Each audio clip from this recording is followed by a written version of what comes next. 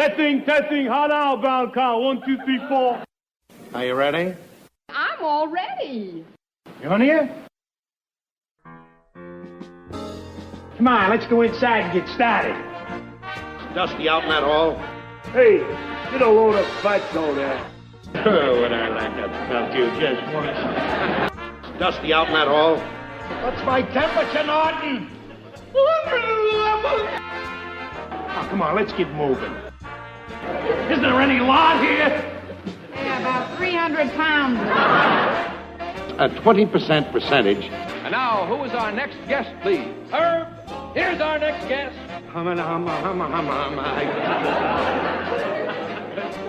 Ed Norton. Ha, ha! Watch this.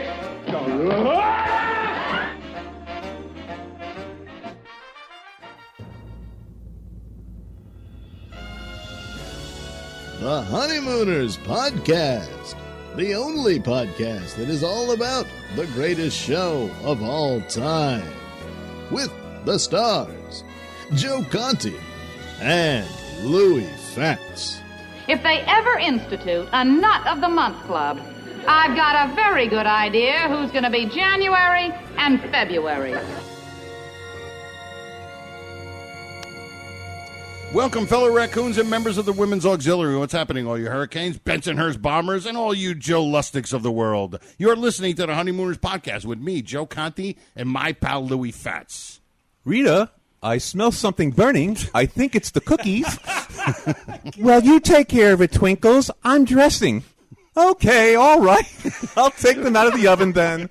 Fine. Twinkles, the only podcast all about the greatest show of all time. We record in the Non-Productive Studios at 328 Chauncey Street in Bensonhurst, Brooklyn, also known as Clifton, New Jersey. Subscribe to the show wherever you get your podcasts, and if you're on iTunes, give us a 5-star rating and leave a positive review, because we will read them. The home base is the website, if you want to listen to any of the episodes and you don't do the podcasting, is non-productive.com/honeymooners. Don't forget to like our Honeymooners Podcast Facebook page. Follow us on Twitter at Honeymooner1. And if you want to leave a voicemail, like Michael Bruce always does, call 240-442-2635. And if you want to email us, it's honeymoonerspodcast@aol.com. And don't forget, if you want to support us on Patreon, we're working on trying to have some cool stuff for anybody that wants to support us on Patreon. And you go to the website, and in the episodes at the bottom, there's a button for that. And what's going on, Lou? Joe, wait a minute. 109. I had to check my notes. Yeah, you have to check your notes. And this is a special 109. Special 109. It's almost like a 111, but we did it at 109. But we did it two episodes early. 2 episodes early, exactly. Because we don't know if we're going to be around for 111. Yeah, exactly. Which is air in about August, I guess. 111. Yeah, probably, yeah. We have 2 special guests in the studio. We do. And you got to see the look of disappointment on their faces when they saw the studio. Like you said, they thought it was going to be Abbey Road. And it's Route 46, Clifton, New Jersey. Yeah. And, of course, it's Michael Bruce and Ron Albanese. 2 full-grown nuts of the week. Yes. And 2 pals, actually. 2 pals. Yeah. Great pals. It's so much fun to just sit there.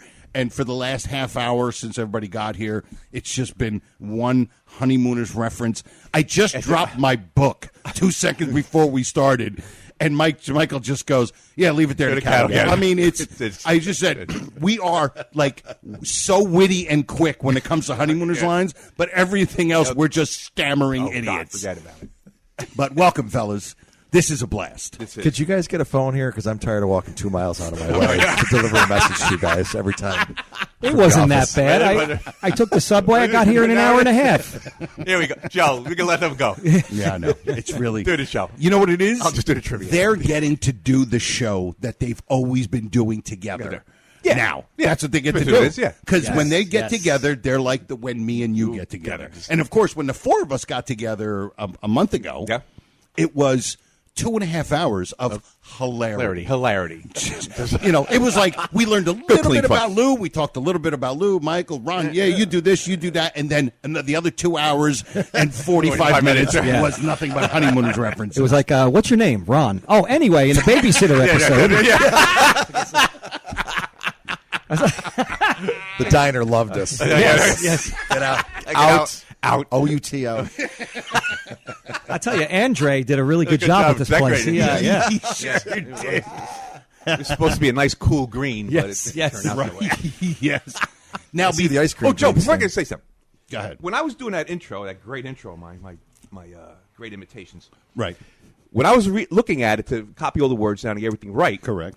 at the end, when he said, I always laughed at the way he says because he's just like twinkles. Yeah, He's just yeah. like Peter Pan. Very soft. Yeah. Very soft. He's It's like- purposely he a says, soft like, guy. Okay, all right, I'll take them out of the oven then. And then after that, he goes, fine. I never heard that before. So he says, that's right. after, Right there. I'll take him Right out of there. the oven. Okay, all right, I'll take them out of the oven then. Fine. Fine. He says, fine. I don't think I ever heard him Never say heard that it. either. I never heard it. Because you had to go and 'Cause listen well, to you it know, I gotta to listen to it. write I it listened down. to it, like, and you 1,000 started times. writing fine. You're like, Like, why am I fine. writing the word Fine. fine? Did he just say that? fine? Yeah. And he did. He said fine at the end. It's a nice find. Yeah. Yeah. It was a good one. That guy was totally thrown off by Carney and Gleason. Oh. He is just getting on the roller coaster and hanging on for Yep. dear life throughout Yes. all of that scene. Yes. Yes. I mean, think about the three monsters in that room. You know, Audrey, Jackie, and Carney. Yeah. And then, of course, the whole thing with the, leave it there to cattle get it, and that whole Kicking moment, the how it just table. went from one. Oh, it went yes. from boom for him to him to her. Yeah. It was like the hot potato. So it went from under-rehearsed to improv. Improv. And here's this guy that's trying to carry this, basically. Yeah. Twinkles, of course. Yeah, Twinkles. The guys at the pool hall love that Love it. name. Twinkles. Your usual table? Well, before we even continue to get, we just have to mention our one and only fantastic the sponsor, yeah. And that sponsor is SilkCityHotSauce.com. What you got to do is go to SilkCityHotSauce.com and get yourself some great, phenomenal, the best hot sauce on the planet with the weirdest names ever and some of the really, really cool hot sauces. You know, like there's my favorite is Mango Madness, Slurp. Louis loves a badass Jew. I mean, Oh, yeah. where are you going to find a hot sauce? Aztec Attack, too. Aztec Attack. All Where the you ones that he doesn't make anymore. yeah, where you going to find a hot sauce called badass Discontinued. And the clearance aisle. Yes. At the Silk City Hot Sauce Outlet. Yeah. Dusty on that hall. Thank you. I get my sauce at Freitag. Where I get my Silk City hot sauce. Won't be anybody here to bother you. Don't be a man on a fire escape tool. I love how he became St. Patrick. He became St. Patrick in 1 second. That's the two, him and, of course, Manicotti. Going Yeah. from Irish to... Irish, yeah. Yes. Or was it... No, McGarity. Jealous McGarity. Yeah, He yeah. channeled Manicotti. He channeled Manicotti. That's what yes. he did. Thank you. Yes, exactly. You're driving everybody crazy. Yeah. He became killing you. Yeah, he became Mr. Manicotti. It was Dude, where you going? So anyway, go get yourself some great, phenomenal hot sauce, the best hot sauce on the planet. So what you do is you go to SilkCityHotSauce.com and you put, and after you're done, and when you go to the coupon code, you put RX. in the coupon code, and you get yourself 15% Percentage. off of your was ready. order. I was dying to do that. Yes. Dying to do Yes. that all the way over here. And Practice. you also The get bathtub. a free bottle. You get a free bottle of Cherry Sriracha. I'm sorry, sir. I couldn't think of the word. I had to let that sit for a second. And you know what's great? He doesn't even give you a free bottle of cherry sriracha anymore. We just do that just because we have to hear the president stammer. Yeah, that's all. Why It's not? fantastic. Well, I ask him, he brings it out. Anyway, yeah. We got no cherry sriracha. It's a Chinese restaurant. All right. Well, listen, what we have to do is, first of all, we have to go because we had our last full-grown nut, and it was a while ago. We haven't had an episode in a while, right? So I actually forgot who it was. yeah, It's been a while, and they've all been growing. Chris Nash. Okay. Oh, yes, it was. Yeah, Chris Nash. And Chris sent an email, and I just wanted to read the email because, you know, he wants his moment in the sun, and I don't blame him. They all do. And it's greeting, fellow raccoons. I was thinking about leaving a voicemail, but like you, Joe, I hate the way my voice sounds in recordings. What an honor. When I heard my name announced, I thought I died and went to Bismarck, North Dakota. Don't we all? Excited, I immediately went and told my wife. She looked at me the same way Brian Carney looked at Louis when he referenced PS31 Oyster Bay. She's got no sense of humor. But you have to remember, she's married to the guy who said never again will he wear those little pants 20-something times while going through, quote, good old clothes to donate. See podcast episode 48 at the 604 mark. Louis was 100% percentage right when he said the interaction with my daughter was all for me. Of course, I had to share it with the show because you guys and the listeners are the only ones who can relate and appreciate it. For the record, my daughter is 18. I call her my mother's curse because I tortured my poor mother when I was at that age. And Mom would always tell me, I hope you have a little kid just like you. Thanks, Mom. I didn't realize Chris was going to give him his family tree here. Anyway, thanks for considering me for this award. I know I'm not worthy, but still I would to accept it on behalf of all the other Honeymooners fans in the country who are fans of the Honeymooners. Now, if you don't mind, I'd like to I'm go so upstairs. young. I'd like to go meet the mayor. Actually, my wife wants New Jersey. My wife wants me to go take out the trash because Eureka, my garbage can is full. RX, Chris Nash, and P.S. I live in Long Island, and next time you knuckleheads decide to get together at a diner, give me a shout. I'd be willing to make the drive to Jersey. There we go. But Chris Nash. Chris Nash. All right. Our full-grown nut of the week and now part of the fraternity along with these two fine fellas. Don't you love the Welcome, acceptance? Chris. The acceptance speeches are the are best. great. Yes, They're great. They're well-constructed, entertaining. They go up, they go down. Goes, I don't care if it's going this way or that way. Anyway. Just when you think they're over, they continue. But that was Chris Nash. And now, of course, we have to do our new full-grown nut of the week. And here we go.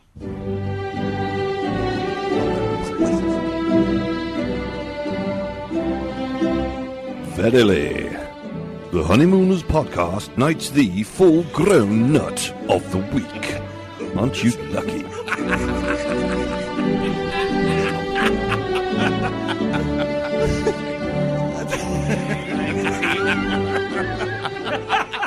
It gives me real pleasure to present to you this award.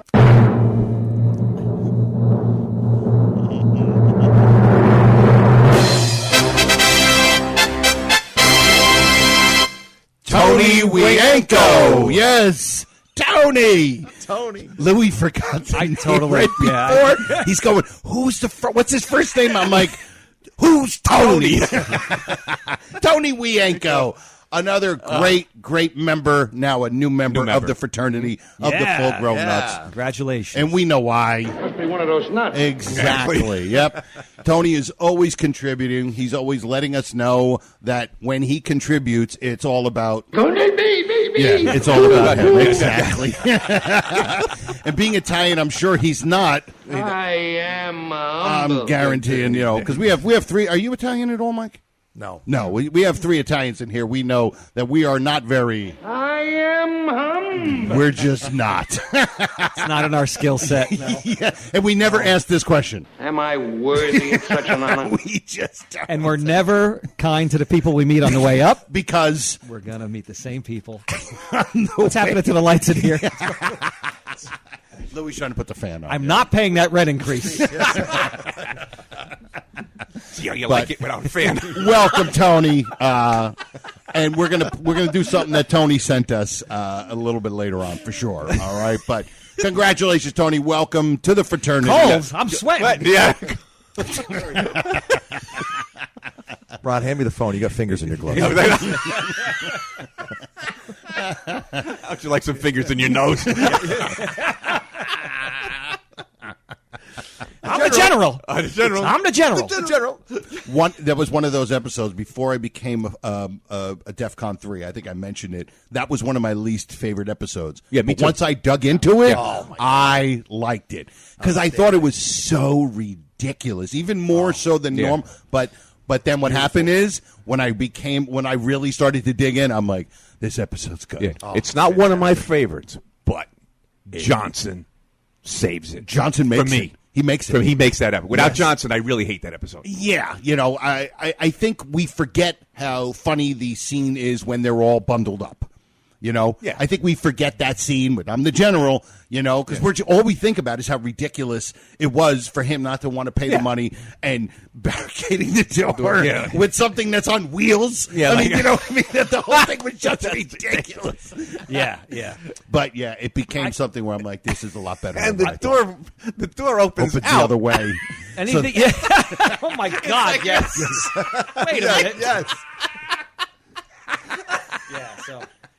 All right, so you gotta suspend disbelief for that one. But that episode is great because you said Johnson is the antagonist who revs up Gleason. Yes, and he just revs, and revs, and it gets a little like kooky. You're right toward the end, being outside. And it starts to snow. Like, how'd they get their furniture out there? The whole thing. Right. How'd that happen? But now, was this the and first... catching unnamed viruses? You catch virus. You catch virus. General. Not specific. Although he is the general. So. He is the general. But was that the first time you saw Johnson in the series? Or was he already... He makes two appearances. Janitor? Is Dial J before that? Oh. No, I think... I think... one of the... Don't do that! Yeah. Don't. Yeah. So that's got Don't do that. Got it right from the source. There's an echo in here. One of my favorite clips we ever got. To God. just have him saying, Don't do that. it's fantastic. We used that for an IRA reference. We did, yeah. We said ready something about on the job. I'm already... Yeah. No, you're right.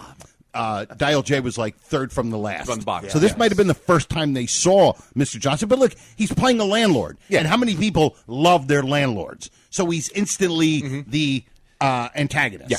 And it worked great. Because I think in the Lost episodes, doesn't Jack Benny play the landlord? Maybe once. Once. Right? Maybe once. Really? Yeah, I think Jack Benny makes an appearance as the landlord in Lost. I mean, I'm not big on Lost episodes, but I believe he does appear once as the landlord. That might be. And then plus he did a sketch on his show with Audrey Meadows as him playing Ralph. Oh, he did it great. Yeah. And it was very good. Now, was it a skinny Gleason Lost episode or a heavier? Oh, I can't remember. Because that's very. My mind just can't. I can't do it. Yeah. When he's too thin. Too thin. Yeah. It's not him. It's not him. Yeah, it is. Now, do you guys ever notice that he, even in the 39, which was what September to, I forgot, it was September 55, and then I forgot the last, but it was over a year. Yeah. It might have been a year and a half. Yeah. That he fluctuated. Totally. There were certain episodes where he looked heavier. Yep. And I think Dial J was one. Now, look, it also depends on what he was wearing. Sure. When he was wearing that thing. The overalls. The overall with the belt on. With the belt on. Yeah, the belt on. That, and I think there was, I think it was. I love that belt. It has no purpose. There's no purpose on at all. At all. Probably just for the effect. Yeah. Just a little. A smidge. I mean, think about it. There were so many little things that they would put in that only we really recognize now, that when you see it subconsciously or subliminally, it adds to everything. Comedic touch. Yes. Yeah. Exactly. By the way, can this microphone get Jersey? Or just wondering. Oh, my Only goodness. Clifton. It's a house phone. It's local. Oh, my God. Well, It's called Trixie Tomato. Those phone calls are so good. Oh, the best. When he's trying to have the The roast. interruption of dinner is brilliant. Oh. Brilliant. Oh. And by the way, I can't even ever have roast beef without saying, now, if this roast beef is a pleasant surprise, I'll say it. Totally. And my wife looks at me like, okay. now, let me ask you both. Do you also struggle to cut it? Yeah. Oh, of course. You got to struggle to cut it. Your wife, fan of the show? Yeah. She's not us, but she knows the show. She knows the show, and through watching them with me, she definitely starts to laugh at some of the references stuff we would laugh at. Right, because she gets it. She gets it, yeah. So she's definitely, now, moved up the ladder. Does she know what's coming, or she just waits? Like we anticipate. She hasn't watched them enough to know that. Coming. Okay, all right. So even if she's seen it like multiple times. Yeah, we've watched it with Tara actually, and she. Yeah. Hi, Tara. Yeah. She totally. She listens too. Was laughing along. Yeah. Oh no, she's a listener. Wait, no. Wife don't listen. Wait. No, she gets it though. She gets why I'm laughing at certain things. All right. Okay. Good. Totally. My kids totally loved watching it all throughout their childhoods. And we'd go on vacations, and they would just binge watch the whole series if we were taking a long road trip. Right. My son Nick had pictures of Ralph Cramden in his bedroom. Wow. Dude, you are a great father. He had a raccoon hat. Father to you. Really? Yeah. Yes. Yes. Now, what about the wife? The wife, that battle axe. My ex-wife enjoyed Steady it. now. I'm assuming, yeah. Going to murky waters here, Michael Bruce, as you know. That dear old ex-wife of mine. And my current gal, Fins, Ron. yes, Fins. my current gal, hi Angela, does like it. Yeah, she's watched episodes with me and stuff, and she gets a kick out of it. That's awesome. Again, not having the WPIX pedigree, it's interesting to see how they get into it, what scenes they react to. Oh, yeah. That's true. Because we don't realize we it. have that. Everybody's like us. Yeah. And most of the listeners probably do, too. Mm-hmm. So we have that pedigree of, Felix Unger disappearing, Ralph appearing, and then Captain Kirk coming up. Yes. Yeah. And then, That's when I first started watching. And then being totally scared and shutting off the Twilight Zone. And, it's just too late, and your mind is going. And what about... She watches it. She does. Now, with me. Right. But here's her thing, though. I told you, no wives. No wives. No, so girlfriend. She looks for flubs now. Every little thing. And she says, and she'll say to me, was that a flub? Was that a flub? I'm like, no. That's awesome. Was that a flub? Was that a cool. flub? And that's what she constantly does. Looks for flubs. Tara's done that a couple That's times. cool. Too, now that you say that. That's like DEFCON 9. Yeah, exactly. Wow. It went from 0 to 9. Yeah, she didn't even go through the thing. She cut out a few We're opening up a whole new level. And the ironic thing about me is that my wife does not like here? it. My wife, is she here? Ready? My wife's a redhead, and I am a chunky guy who not only am a comedian, but my regular job is that I drive for a living. And it's like, how could you not? It's like we are meant to be. And she doesn't like that. Doesn't get it. Wow. She says, oh, they just yell and scream at each other. And I'm like, really? You watch TLC 90 Day Fiancé. These reality shows where these people are flipping tables. And I'm like, really? My daughter tried, kind of juxtaposing, today onto the Honeymooners about a year ago when we were watching something. And she's like, yeah, but he's yelling at Alice and everything. And then I said, but watch how he gets Alice. Watch how Alice gets him. Yeah. And dip. I messed that up. Sorry. That's okay. Anytime I mess up something, I just... I'm it. Did I ad-lib or not, folks? Tell me. That's the question. But anyway. I see what you're saying. But you, in other words, the sensibilities of a lot of the younger people today, you might look at and go, oh, well, that's that. But then you say, no, listen. No, so I was furious, took her to school, and then she turned around and said, I'm only kidding, Dad. Oh. Are you serious? Yeah, she basically did that a day later. So because I kept going after her about it. That's great. She fooled you.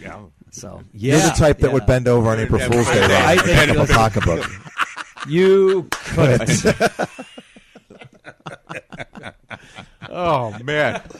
We're ready to this do is trivia? Total War. Are we ready to do trivia? Right? I said that to someone. Episode. I love I said that to episode. a teacher this week. I'm a school teacher during the day, and but I'm also RonAlbanese.com, a children's entertainer for 24 years. There you go. You have a need for family entertainment? Look me up, Ron Albanese. And anyway, while you're doing Michael that, Bruce, Michael's in a band, or you're in a couple bands, right? Lots of, He played Fred's Landing. Come on. he's working 2 jobs. He's getting 2 salaries. That's right. Listen to the voicemails. I'm in Ernesto de Quistos bands. That's me. Better known as that 80s band. I absolutely love your Airband Riot. voicemails. They're just great. Get the bag. Get the. Ron has been to Fred's Landing. I actually. have been to Fred's Landing. Wow. Beautiful. You have been. But has he been to Fred's gasoline station? This is the last time I take a bath at Fred's gasoline station. All right. That too, Ron. That too. I want to go into the newest bit that we're doing, and I want you guys to hear the new intro. And it's called Here's an Item. All right? Here we go. The Honeymooners podcast now presents Here's an Item. This is where we have one of our lusciously lovely listeners present some material for this prestigious, proficient program. Oh dear, I've dribbled all over myself. And now, without any more ado, Here's an item. It's just great. It's just great. Ingram He's like bubbling. He's fantastic. He's got a voice. And that was nice. That was He's nice. fantastic. Wow. The great Dave Ingram. Is that the heavy metal guy? Yeah. He's Good in job, a band, dude. Denmark. But he's in a band, Bolt Thrower and Benediction. He tours all over Europe all the time, All around. But he's all around. Are those his donuts? I eat them all the time. So now here is an item from one of our fraternity members, Chris Fodor. Chris? Okay. Yeah, absolutely.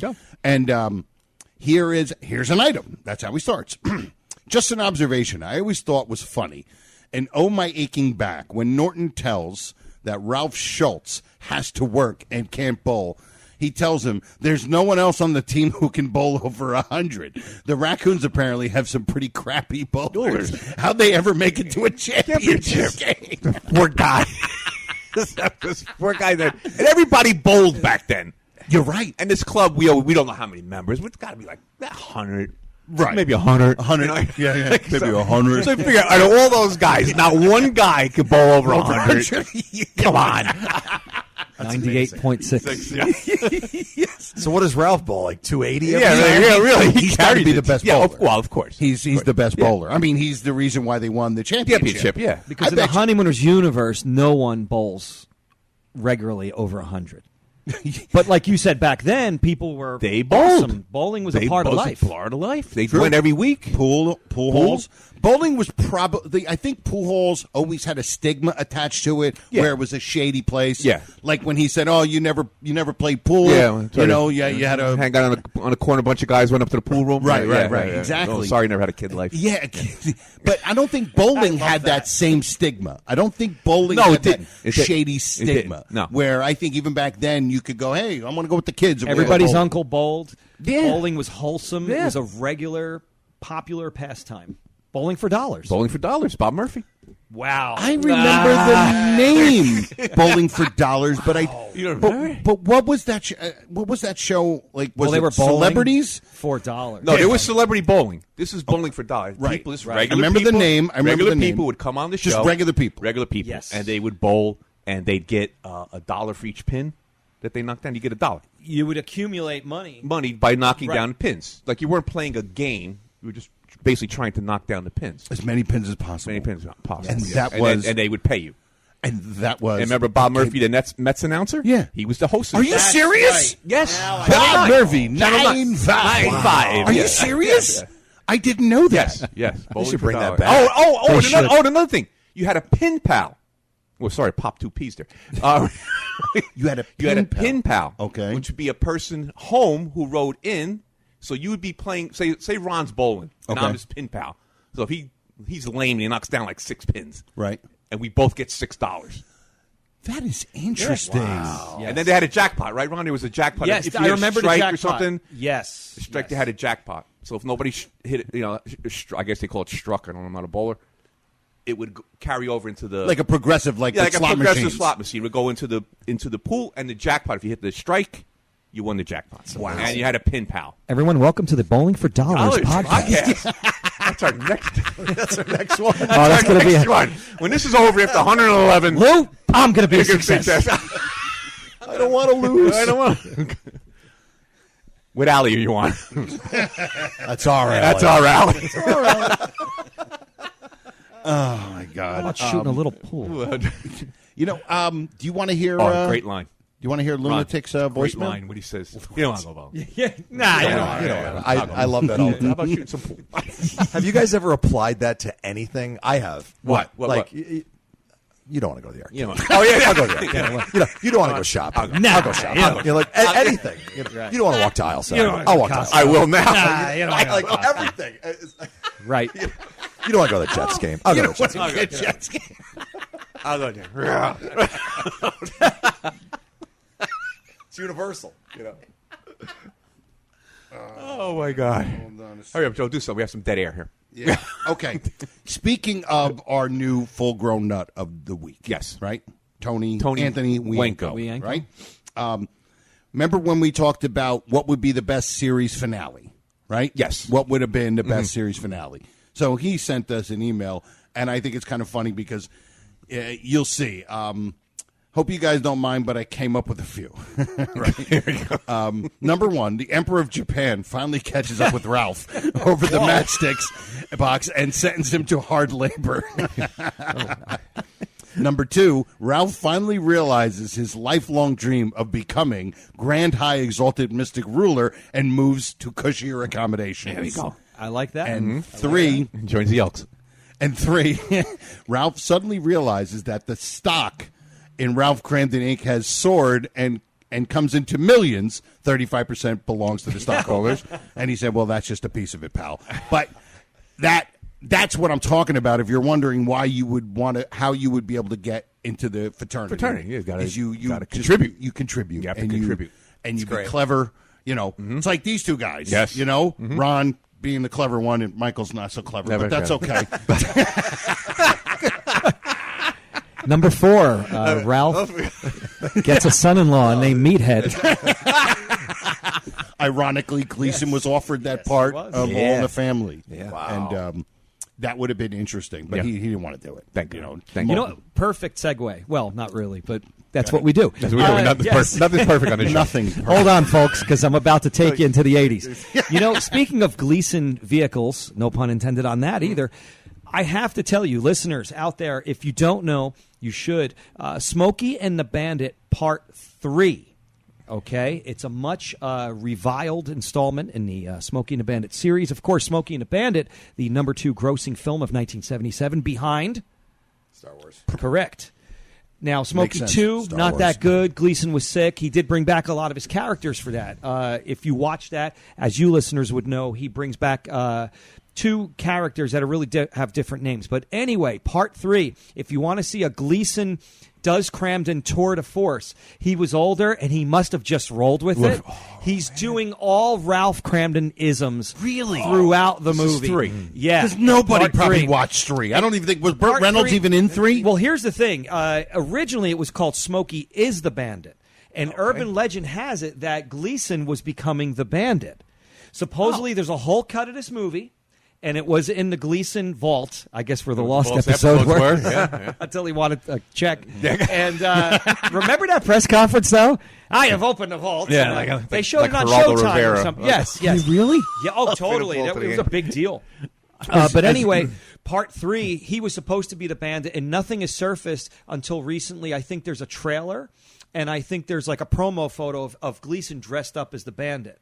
But that whole version of that movie supposedly doesn't exist or will never surface. But if you want to see Gleason, the one that exists, he's totally being crammed in here and there. It's worth watching. Gotta see it. See it now. Have you seen it, Michael? Bruce? I did years ago. But, so you don't really. Yeah, now you're going to rewatch it with absolutely that, need with to that in rewatch your it. head. That in your head. Yes, because I did see it. I remember, but yeah, I mean, he throws in "You Dirty Old." I mean, he's just going for it. Oh, Yeah. no. So This is great. it's definitely worthy of checking out if you're into the Honeymooners. That's fantastic. See if I can pull that up. Absolutely. Come up with a few. Definitely. Definitely watch it. It's episode 111 right there. There you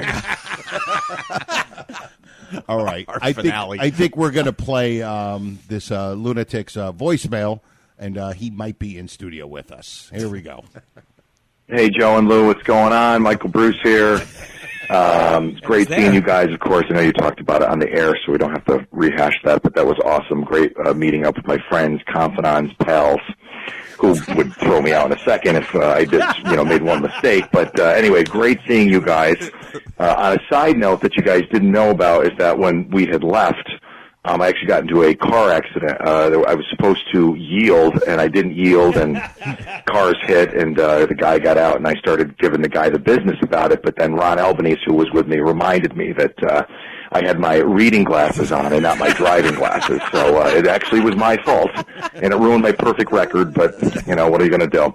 Anyway, the bigger task on hand while I'm calling, of course, it is the great... Hold on. He just said anyway. There's still 2 minutes left in this voicemail. Yeah. So anyway, I knew there was an anyway by there. Yeah. If there's any way or any other way, here comes the other 2 here. minutes of this. Joe Conti's birthday. Herb, can we have a drum roll or something, please? But anyway, I think it's great, and wanted to wish you a happy birthday officially. And I know that you're probably having a party and stuff, but even if Jane Russell is going to be there, I won't be coming to Jersey today. And make sure that you work on your surprise. I know that Lou was snooping around your wife's apron in your kitchen when he was over there hanging out, because, you know, that's what everybody does, is that they go into a kitchen and look for the apron to snoop around the pockets. Well, I don't know if my grandmother has done it, but I guess that means everybody hasn't done it. Sorry. But anyway, he found the list and he told you about it. Make sure that you work on your surprise, because your wife, you know, worked hard on that. And I know that he also wanted to bring everybody over to show them the ring, the great ring that he had bought you. But I advised Lou, I said, Lou, I don't think that he can fit that many, you know, people into his apartment kitchen. It's just not big enough. And, you know, Lou had said to me, well, did you cut out a bunch of cardboard people to see if they would all fit in there? And I'm like, way ahead of you, Lou. You know, the small details. Of course I did that. That's crazy. But maybe sometime when you're hanging out underneath the street lamp with your hat off so people recognize you as a comedian, then there'd be plenty of space and he could bring guys over there to, you know, show you the ring. But anyway, have a great birthday, Joe. In our world, never, you know, be surprised if your birthday cake says happy birthday to Ralph on it instead of Joe. It might happen.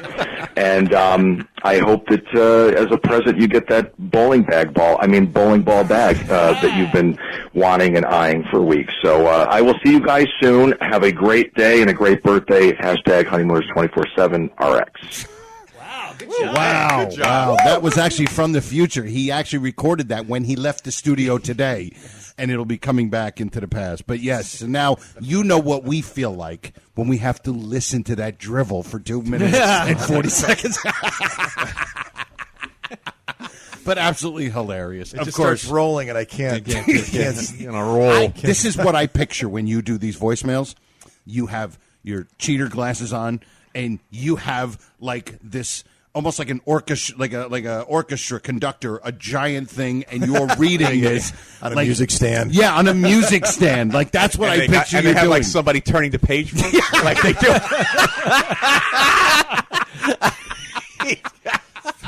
So he doesn't miss a beat. Lou, must why you always play that. Oh goodness! But yeah, God. I mean, every one of those makes us laugh every single time. They're just brilliant. Good job, hilarious. yeah. Good job, Tim. It's so funny. And a related trivia question: name 2 words where Ralph takes the O out and puts an A. 2 words. We just talked about 2 words. Takes an O out. Does it end with O? Yes, sir. It ends with O. He Right. puts Piano. an A. Piano. Correct. Is one of That's them. one. One more. Also musical. Also musical. Oh no, I'm thinking coronet. No. Here is your hint. Carlos. Mamba. Yes. The Mamba. Yes. There Well you done, go. gentlemen. There you go. Does he's the only one who says Mamba in that episode? Yes, Or I everybody believe so. says it. Absolutely. Everybody says it Yeah. correctly. It's a except for him. Gleasonism. Yes. That is great. Very My good. grandmother didn't say. You know what you are? You're like a little. We could just put a recorder of you, and we could just hit the button whenever something comes up, and we just need Michael Bruce's input because he just says lines. He said nothing so far except for coming up with hilarious lines compared to what we're talking about. It's absolutely hilarious. All right. Do you guys want to do? I think this will be fun. We can do. And this could be. We can all chime in on this. Chime in on this. And hold on, I just got to find it. It always worked for me. Here it is. Hear ye, verily, hear ye. The Honeymooners podcast now presents Ad Lib or Not an Ad Lib. That is the question. I figured this is more of a group thing. We can all kind of put our 2 cents My in. answer is yes. Yeah. No, Yeah, sorry. And now this is from Jeff Young. Oh, so somebody sent this to us. Yes. Oh, okay. Yep. So, in fact, this is an ad lib or not ad lib, but this is also here's an item. Oh, okay. Yeah. Well, So I mean, you kill 2 birds, 1 stone. Yeah, It's a hybrid. I could play. Yeah, I could play that too. Or like Chuck Norris did, kill 2 stones with 1 bird. 2 stones with 1 bird. Yeah, I've heard that. Yes.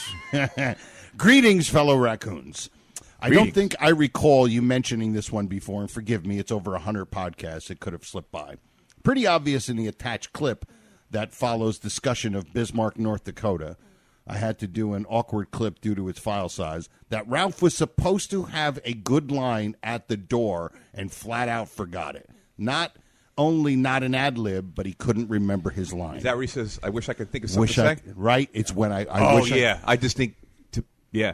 Do you think that was written? Because that's kind of funny. Like, I wish I could think of something to say. That's kind of funny, but it could have been he had something to say. I think he probably had something to say and he forgot it. He just forgot it. So that's basically flubbing. He flubbed an ad lib at the same time.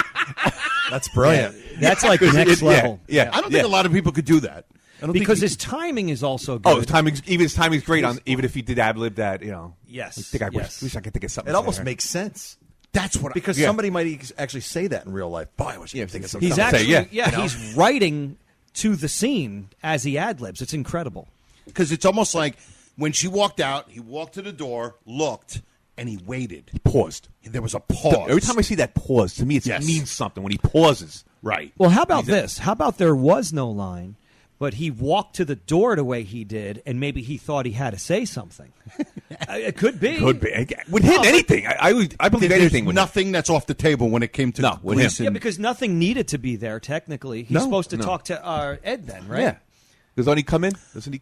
Yeah, because she said, I don't know whether I want to live or die. And then she goes out. And he kind of followed her. Yeah. So it's kind of odd. No, because our Carney... Ed was in the room already. Oh, Ed's already in the room. He's already in the room. He's in the room. Okay. Because I think that's when she says, there's a lot of, that's the scene where there's a lot of fine, things for you too. Things whatever. Fine things, whatever. Bismarck, North Dakota, right? Yeah. So I'm pretty sure. Yeah, I'm pretty sure Ed was there. Yes, because he says, "I wish I could say something to her." Yeah. Slams the door, comes back in, and then goes back to trying to. Was he doing rehearse? Rehearsing the speech? Is he rehearsing the speech? Maybe I should just get it.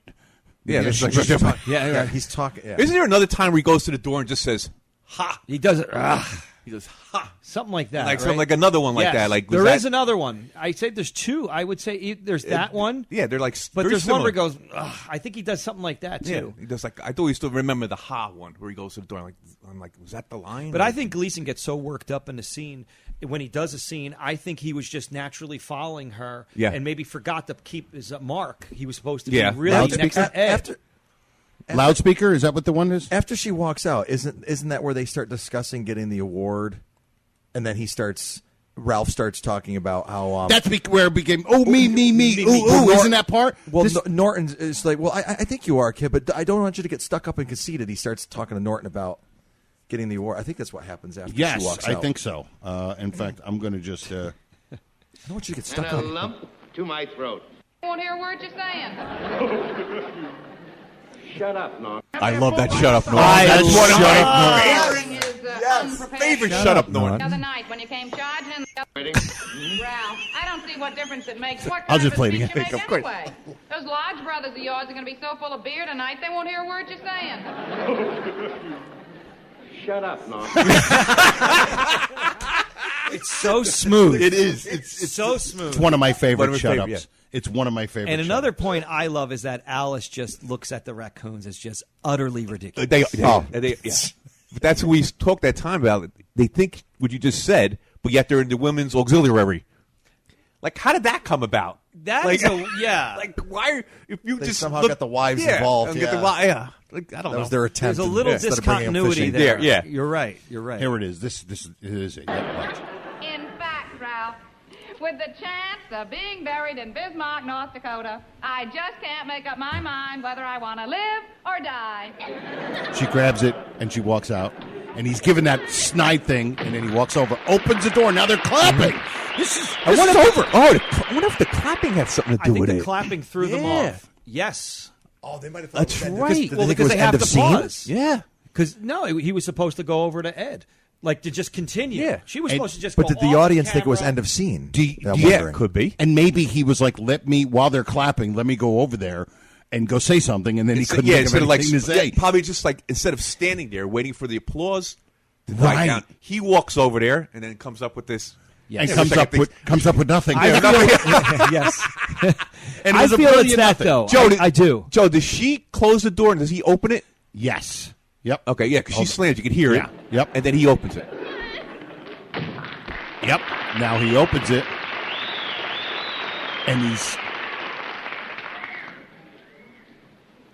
Wish I could think of something to say. And then Ed is there. You know, nothing. We're waiting for it.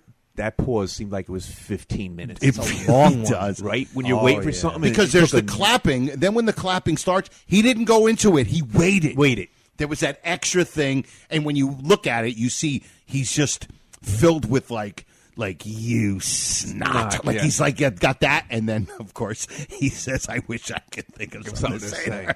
It's so really, it's genius. Well, right? it brings up it is because the audience, like you said, I've never looked at it that way. I never thought of it Threw either. them off, right? And then then they're frozen, and then he sort of like fills it in right there, and then they continue by walking to the door because and what good. The next thing that he says is, Well, I might as well get right to work and write. Go and write the speech.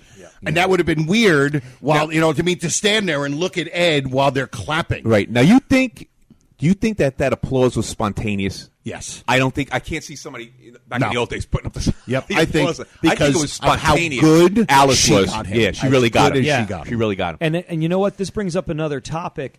There are a few times in the series, in the 39, where this happens, where Alice gets him so good that the audience spontaneously erupts and claps. Yep.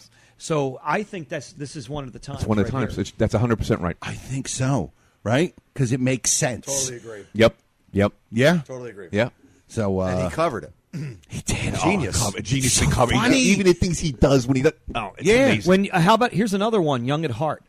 Okay. When she tells him off completely. Mm-hmm. Oh, well, actually, that's not the one where she says, "Oh, I wish you would, Ralph. I wish you would." It's not that one, but she dresses him down in Young at Heart, and then that one too. And I think the audience really gets into it. Oh, be my sweetheart or something to do. But I wish you would treat me like your sweetheart. Yes. I wish you would. Oh, that's Alice in the Blonde. Alice in the Blonde. At the end when she's all slinked out. Yeah. Yes. Smoking that thing. Yeah. Smoking that thing. Look out now. Oh, look out now. Look out now. Oh, look you out. You want to talk about? I use that in my life so many times. Look out now. That look out now. We do that all the time. That look out now. Your audience for this must use that all the time. I would think that's a given. Oh, yeah. We're all, I mean, the look out now, and especially the way he pulls back with his fist, it's hilarious. It really is.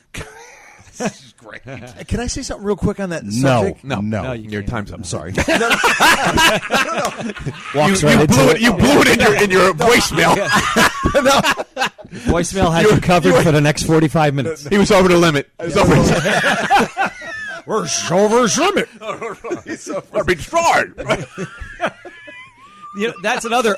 You know what? All right, go ahead, because I want to talk about overacting. So go ahead. The Gleason thing, like what we're talking about with him covering or whatever, is because I'm a nut and I listen to this. And you're covering right now. Episodes in the car, but so I'm listening actually to the fishing one today, and when he. What do you mean, the show or this podcast? The show, the actual show. So wait a minute, where they went fishing. So they were going to go fishing. So hold on a minute. Yeah. Hold on. Let me see if I get this straight. Yeah. You're driving in your car. Yes. And you're listening to an episode. Yes. Of the Honeymooners show. Yes. Dude, I watch Honeymooners in my car all the time. I listen to the Honeymooners. Do you really? I'm on the road so much between gigs and stuff. I'm sure, as Michael Bruce is.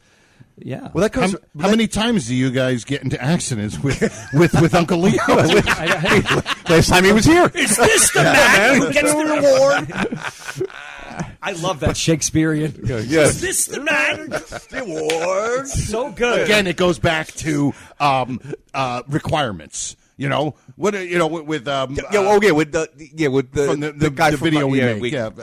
Harry. Harry. We don't know. When he goes, what are the requirements for people to be entered into the lodge? And you're right. Again, that like he's truly, and he delivers it well. He's like truly horrified. Yeah. Because you know what? They were all legitimate actors. They were top shelf actors. Yeah. Absolutely. So a little bit of that came out. Yeah. All right. In the stage acting, you just said it better than I did, Joe, because when you talk about things like this morning, just before we went on the air here. I was watching the Babysitter episode.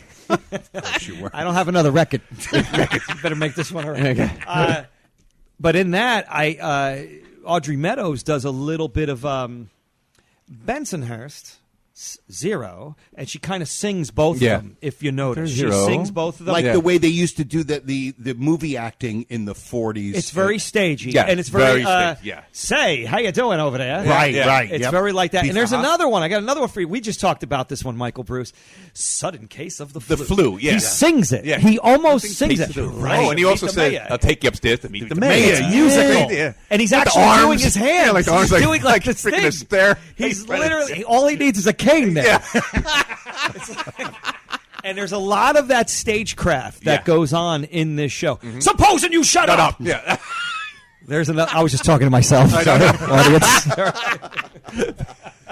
And that was actually Michael Bruce talking. We discussed that one day where when he says, what if he don't want to give it to us? Yeah. Oh, we talked about that. He should have said, suppose he doesn't give it to us. There's a hole in the dialogue there. Right. Jim Bowles, that's Jim Bowles, who made an appearance on The Odd Couple. Odd Couple, you said that, yep. I've always firmly believed that he blew that line. He's supposed to say, suppose he doesn't give it to us. Well, suppose you shut up. He says he was supposed to feed him a line. Right, feed him the line with the suppose. And then he goes back with the same word, and supposing you shut up. Is that the guy with the prosthetic nose? Is that the? No, that was. That's got to be the oddest thing. Frank Morris. That's Frank Morris when he was playing That's the thug. Frank Morris. Yeah, he's a thug. He's got the scars, like the scar. It's like, what were they thinking? I don't know. I don't know. They were trying. It really looks like very bizarre. It looks like a bass clef music thing on the side of his face. Yeah, like a tattoo. Well, what's his name? Looks like Mike Tyson's face. What's his name's got the scar? Freddie Muller. Freddie Muller's got the Mike Tyson. He's got tattoo on his face. The scar. Yeah, and Frank Morris had the prosthetic nose with the scar on it to make it look like you probably got punched in the face by a bus driver. And that's very stagecraft, live stage, kind of thing going on there too. Fantastic. But all of a sudden, Honeymooners has like a special effects department to put on a prosthetic nose. Yeah, really. Whoa. God, what's going on? Here's a show where we can't even get over there being different dining room chairs. And by the way, audience, I knew there was a by the way. Thank you. I let you have it. Thanks, Joe. I let you have it. You were too far from the microphone. You had to lean in. No. I wanted you to have it. Oh, I wanted you to have it. Thank you. Protect your face. Protect your face. So what do you? So is that a cover up? Was that a cover up when he says, "Hey, wait a minute"? Because they're talking about the fishing trip, and Norton says just before he walks out, "Well, you make sure you talk to Alice, whatever." And he walks out, and all of a sudden, Ralph goes, "Hey, wait a minute." We talked about that. Right? Did you guys? What do you say? Yeah, we said that he jumped his line because he says that same thing in the next scene. Hey, wait a minute. And Carney just keeps on going. You guys did bring that up. We did. And that's almost like Alice leaving the room. It's like where Gleason attaches himself in the moment to that person he's interacting with, and he was just he forgot to stop. Yeah, something like that. That's great. That's really a good. Because you go, wait a minute, and Ed just keeps on walking, and he jumped the line because he comes back again, and then he says, "Wait a minute," with the worms in the icebox. Yeah, and whenever we say that's great, like when you come up with something and you come up with something.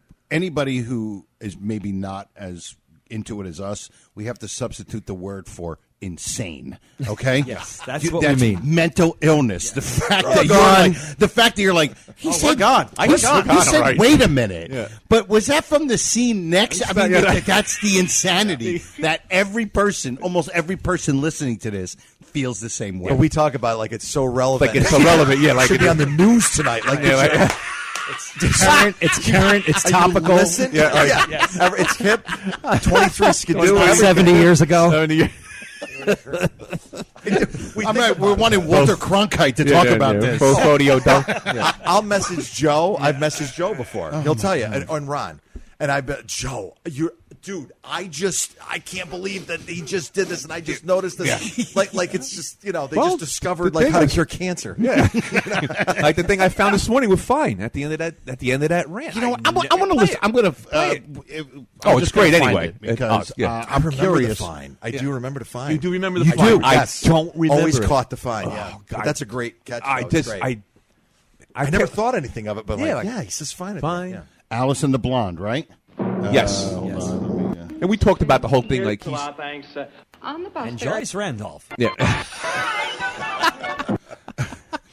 Okay. Who's in only 8 episodes. Who? Joyce Randolph. How many episodes is Trixie in? That's She's for in the a lot. listeners. You got to contribute. She's giving credit for 39. Yeah, of I course. think because just her name appears as She a signed credit. on. Yeah, as a credit. All those other people are all uncredited. Right. Because Everybody, they're not, because they're not on the their screen. name is not on the screen. Because they They're all didn't do considered a different one. credited. Like in more modern, even if you watch Bewitched, special guest star Yeah. at the end. Yeah, They just yeah. use the one thing over and over again. So that's why every other person, when you look on IMDb, it's uncredited because they don't, quote, get the credit on Their the name screen. is not. Their name is not mentioned. Yeah. Well, Pat Perkins was in a lot of episodes. yeah. I always wonder, is Pat a woman or a man? We don't know. You don't know. Whoa, Because great it's a question. person for dress, but that doesn't mean that it has to be a girl. There are men who have really good, fine taste in clothing that know this will look good on a girl or even a guy. But yeah, I always wondered if Pat Perkins was a guy or a girl. Yeah, I was wondering who designed Norton's. Who came up Every with that week, vest like, and who came up with that undershirt? every week. What am I going to put Ed in this week? I'll let him wear that stupid checkered sport jacket. White shirt number 4 or 5. 40% background. Wouldn't that be the pinnacle for this show? What? The last remaining living honeymooner, and she becomes aware of this podcast. Yes. Oh my God! Calls it. Would that be the greatest thing ever? God. That I would mean, be seriously, awesome. that would be awesome. like talk I've- about episode 111. Well, Yeah, wasn't that she would be- doing Chiller until a few years ago? Joyce Randolph, the Chiller in Parsippany? like maybe like Yeah, she was 8 years She was, ago yeah. or something. She might have. or Yeah, something. She's what, 96? I think she's 96 or 98. I think she was Like born in- 98, I think. Yeah. And I've had people say, though, why don't you try to get in touch with her? I've had people I'm going to that go say, play look, checkers with her. Yeah. I know people that said that, they know somebody who might be able to get. And I'm just You like, can't do it. How am I going to do it? can't How are we do going to it. do What, an interview with her over the phone? You know what I mean? There's no. Tech-wise, might be I tricky. just think it would be. And from what I understand, they say she's all there. Yep. She's like Sharp she's as a good. tack. But No, I don't know. If I it was think- 10 years ago, I if think it was to 10 me, I years think it ago- would be disappointing. I think, And I don't so. want to be disappointed. I know. I think it would be. You I know? think it would be rough. There'd be a disconnect. Yeah. And I just don't think it would be good. Like if there was any way I could go to that diner that supposedly her And her her nephew? are Yeah. always there Yeah. and say, hey, we'd like to sit and talk with you and just hit record and just talk to her. But to do a thing over the phone and Maybe to send her a list of questions. that might be That's not a interesting. bad idea. Yeah. good idea. Yeah. That's not a bad idea. I could use men like you in my organization. Alternate questions. We got to ask the questions. And let's play the thing with play it. Twinkles. Here we Twinkles. go. Oh, this is good. See if my imitation was right on. All right. Rita. He's going, Yes. Yeah, he's smelling the cookies. and he twinkles. Oh, my Oh, God. he does. He really. Oh, my God. Yeah, he does. Yeah. Rita, I smell something burning. I think it's the cookies. Will you take care of the Twinkles? I'm dressing. Okay, all This right. guy is so whipped. I'll take them out of the oven then. Fine. Oh my God! I never heard that. Never heard that. Because you know why? You know why? Because when he says that, we're waiting for the doorbell to ring because we know that the scene is about to start. It's kind of tucked under, you know. Yeah, it's this. It's a setup to just that little thing about the cookies, which of course brings and leads into leave it there to cattle get it. And the thing too is, set up that she's dressing. She can't come out yet. Can't come out. Right. Dressing. Twinkles is a kept man. He's under the control, and this is where the insane word comes in, Joe. Under the power of of Rita. Rita. What's her nickname again? Does she give Kitten. it? There's one Is it in Kitten? there. Right? I think it's Kitten, isn't it? Michael Bruce? Yeah. I don't mean her nickname is Michael Bruce. That's, no. that's actual Michael Bruce over there. Nobody would have a need for two of those. Be like, Michael Bruce, I smell something burning. He always, it's so weird calling him by his real name. Bert. He usually calls me Michael Bruce. But you know what? He's actually showing a little bit of a backbone there when he says fine. Fine. Like, all right, I'll do it. That's what I was thinking about with the fine thing. Like, he said fine. And Right, It's out of like, character. And Bert's way of getting pissed. Almost Right, like Bert Bert is saying, showing backbone. backbone there. almost saying, "All right, fine, I'll let it slide this time." Now, we talked about this episodes ago on Louis' observation. It was Right. like, he makes the cookies because it says Twinkles made them. Yes. So why are you asking Rita to go get him? You made He's him. involving Rita where he shouldn't be. Or he's really being a little bit more of a aggressive husband to say, hey, by the way, you go get him. Right? I doubt that. No, very much. that's probably not true. You're putting he's as tough as fine is as far as this guy goes. I am a very progressive person. Speaking of I was Twinkles, thinking that could be possible, but you it's saw not. him floating away in that scene. I did. Twinkles almost flubs later, doesn't he? Doesn't he say something? And Cookies, Yeah. he almost does a slight flub Okay, there. It we'll feels look like. for that too next. It's either that line or later on when everybody's in the scene. He kind of says Cookies like he's almost forgetting the word and kind of blurts it out. Maybe. All right. And we still haven't. Have we come to a consensus on what her nickname is? Are we thinking? I think of it's it? Kitten. Right? Is it I think Kitten? it's Kitten. Does that ring a I bell? think it is a feline type of moniker. Lioness. This particular. Thank you, Mr. National Geographic. It's Lynx. He calls her Lynx. Should we just play it to see? Yeah, let's see what we get. Wait a minute. Doesn't he? Great. Doesn't he say to? Wait a minute. Hold on a second. We're going all the way. We're forging on. Does he say Rita? Well, it first says Rita. Oh, he does say Rita, Okay. I smell something burning. I think it's the cookies. Well, listen. Very well done. I know this is gonna Very well done. This is going to be Not very, the cookies, you. this is gonna be a big disappointment, You to smell everybody. something But burning. we're just going to play. We're going to play part of the scene. Rita, I smell something burning. I think it's the cookies. Will you take care of the Twinkles? I'm dressing. Okay, all right. Oh, I'll she's take them such out the a. oven then. Fine. Fine. Yeah. Oh, hiya, Bart. Oh, hiya, I like how they applaud again. Like, How is again, Ralph friends with Bert anyway? You'll have to excuse me. Something's burning in the stove. Just And now put they're your burned coats more first 'cause he room had to down answer the hall. door. Yeah. I'll be right with you. Okay, Bart. Nice guy, isn't he? Let's get rid of our coats. Let's get rid of. Let's get rid of our coats. What are you throwing them at the window? Well, whoever said the age of chivalry is dead was right. And I know the two guys that killed it. I still think that's great line. Great line. Great- They threw her a bone. writing. They threw her a bone there. Complete flop. Good. writing. Good. On the way to the bus, they walked 20 feet ahead of us, and they only talked to each other. And if that isn't bad enough, on the bus there are just 2 empty seats. And who sits in those 2 empty seats? Ralph. I think The audience. Let me tell you something. The pause in the audience laughing is just like they had to think about it for a second. There's no way anybody saw that joke coming. No. Such a brilliant joke. Yes. Because you're just expecting to say Ralph and Ed. Right. They walk together. And talk also, you together. have a lot of Trixie there, Yeah. which is not She typical. sets by it up. She any- sets She up did the a real. jokes She great. did a real good job there. Yeah. She was Really, that one. really did. Real good That's job. a lot of Trixie. Yeah. It's a lot of Trixie. Well, you can't expect miracles, Trix. I figured it would take a little time. A little time? Alice, I didn't even notice our new dresses. Well, we were hurrying and rushing, and we threw our coats right on over them. Believe me, they'll notice our dresses now. Bet you a quarter they don't. It's a bet. Well, I want to tell you, that's really living. A spare room just to play cards and watch television. I've seen some two-tone kitchens in my day. If they had an icebox, then that'd be a perfect setup, huh? Yep. Two Toniest. Girls, take your coats in. Ralph, What? don't you notice anything? Your stockings are crooked. Don't forget the quarter you owe me. Boy, this is someplace. Huh? Yeah. Sorry I had to leave you that way, but it couldn't be helped. Oh, that's all right, Bert. You know, you really got a great place here. I'm telling you, it's fixed up real good. Well, thanks a lot, thanks. My wife picked out everything herself. Your wife? Are you going to stand there and tell me that your wife decorated this thing here? This thing here? You know, I would have made a bet that a professional interior decorator come in here and did all this. That's right. But You know what I'll tell you? When he's doing that, when you watch Alice and Trixie, they're looking at each other like, is he for real? Yeah. Like they're looking around. Yeah, brilliant. And they're like, Yeah. and it's not a hovel by any means, but he makes it look like he's at the the opera house or something. Yeah. And they're looking like, yeah, it's an apartment with a couple of pictures on the wall. Yeah. It's It's really more than good. we have.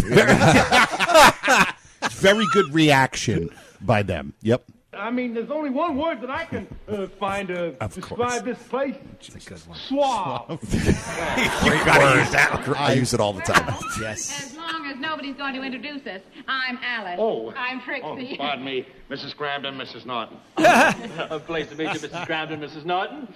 Oh, say your coats here. I'll take them for you. Okay, Joe. My wife is dressing. She'll be out in a moment. Take the pocketbooks, too. Oh, Shirley, fine. Now, I will. Thank you very much. when he's taking the coats, right, he forgets the pocketbooks, right? Right. And Ralph says to him, "Don't forget the pocket." Now, I wonder if that was an ad lib that Bert just forgot the pocketbook. I think so, because when he goes, they're always toting around. Yeah. It's not the most well crafted line when he says that. He's like, you're just always toting around with it, but it almost doesn't make sense. It does. And if you look, Alice looks a little uncomfortable. Really, it's like he's coming up with this ad lib. Right. You'll be this one will be toting around with it. Can't you put your pocket? Your pocket. I love that line. And can't you put it down? She just did put it down. Yeah. It's like he probably was trying to say, "What do you have to take your pocketbook with you everywhere?" But the thing is, I'm saying is does Bert forget it and then Ralph jumps on it? I think so. I think so. Because this is an extremely under-rehearsed scene for Gleason, I think. Oh, yeah. I think is extremely under-rehearsed. And from here, right here at this spot, is when it starts unraveling. Yep. It just starts unravels and ravels at the same time. Yeah. It really does. And the only thing I think their genius kicks in. Yes. If it's unraveling, their genius is kicking in. They know how to wrap it up. Yeah. I think Gleason, all he had to know was where he had to stand. When he was standing, them two sitting on the right and the other two sitting on the left. Hey, remember, stupid, right here. The mark. This is where you got to have his mark. He's got to be right there. Got to be on his mark. And then, of course, the genius ensues. And we, listen, you guys got nothing to do for a little while, right? Let's listen to it. This one will be toting it all over the place with it. Toting all over the place. Can't you put your pocket down for 5 minutes? Always carrying it. Thinks you got a big load or something in there. Oh, hey, by the way. Did Norton just say, well, you know? Good if you complimented our... Who? Yeah, there is... Norton said... Yeah. Norton says, well, I just heard another voice. He says, like, well, you know. Okay, hold on. Toting it all over the place with it.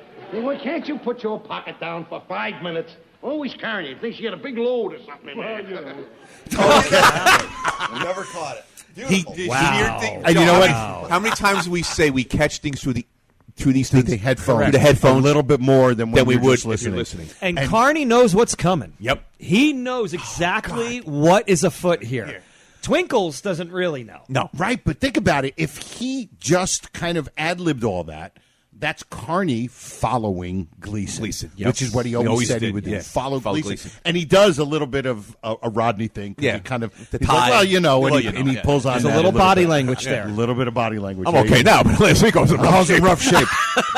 We're huge Rodney fans. I always love him. absolutely. No matter when you saw Rodney, he was always good, but a week before, he wasn't. Not too good. You always caught Rodney a week after he wasn't doing too well. Sex and steak, medium rare.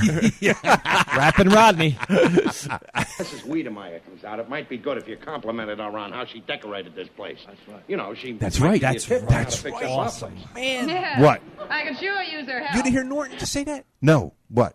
When he says compliment her on the place, and then you hear Norton say, "That's right," and he says it in a very Carney voice. Yeah, it's like it sounded like Carney. Thank you very much. This one will be toting it all over the place with it. Well, can't you put your pocket down for 5 minutes? Always carrying it. Thinks you got a big load or something in there.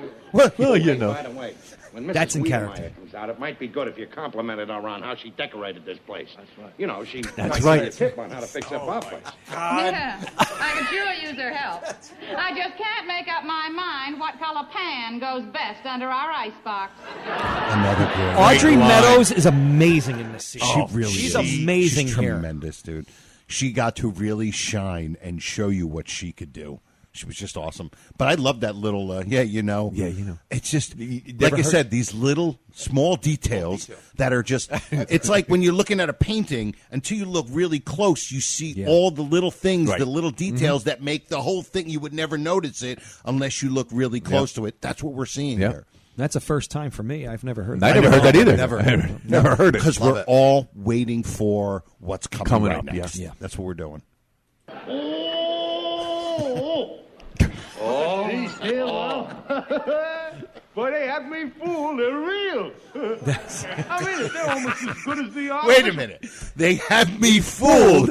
They're real. So he thought they were fake. Yeah. It's just great. Now, Amazing. this line, that line always made me think, because at the time, artificial flowers may have been hitting the market Probably, more yeah. in that time. Yeah. Didn't they have the fake fruit?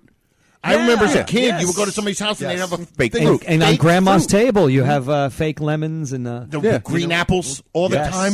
Fake fruit. It was the era of this, fake fruit, fake flowers, Decoration. frozen food. Everything was, all that stuff was coming out at that time. It's hilarious. Here we go. Nice, huh? Oh, I'm sure glad we could all get together tonight. We should have done this a long, long time ago, you know? You're right about that, Bert. Oh, sing. Here's my wife.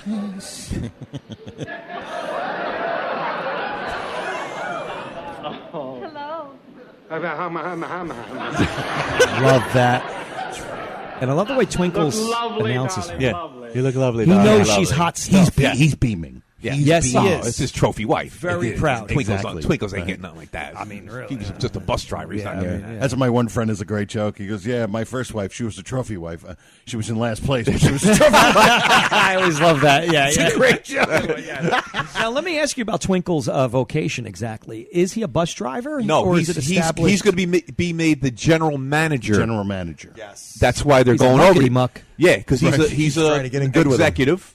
Probably under Mr. Douglas, but He doesn't look like a bus driver. no. But he's because that's the whole thing.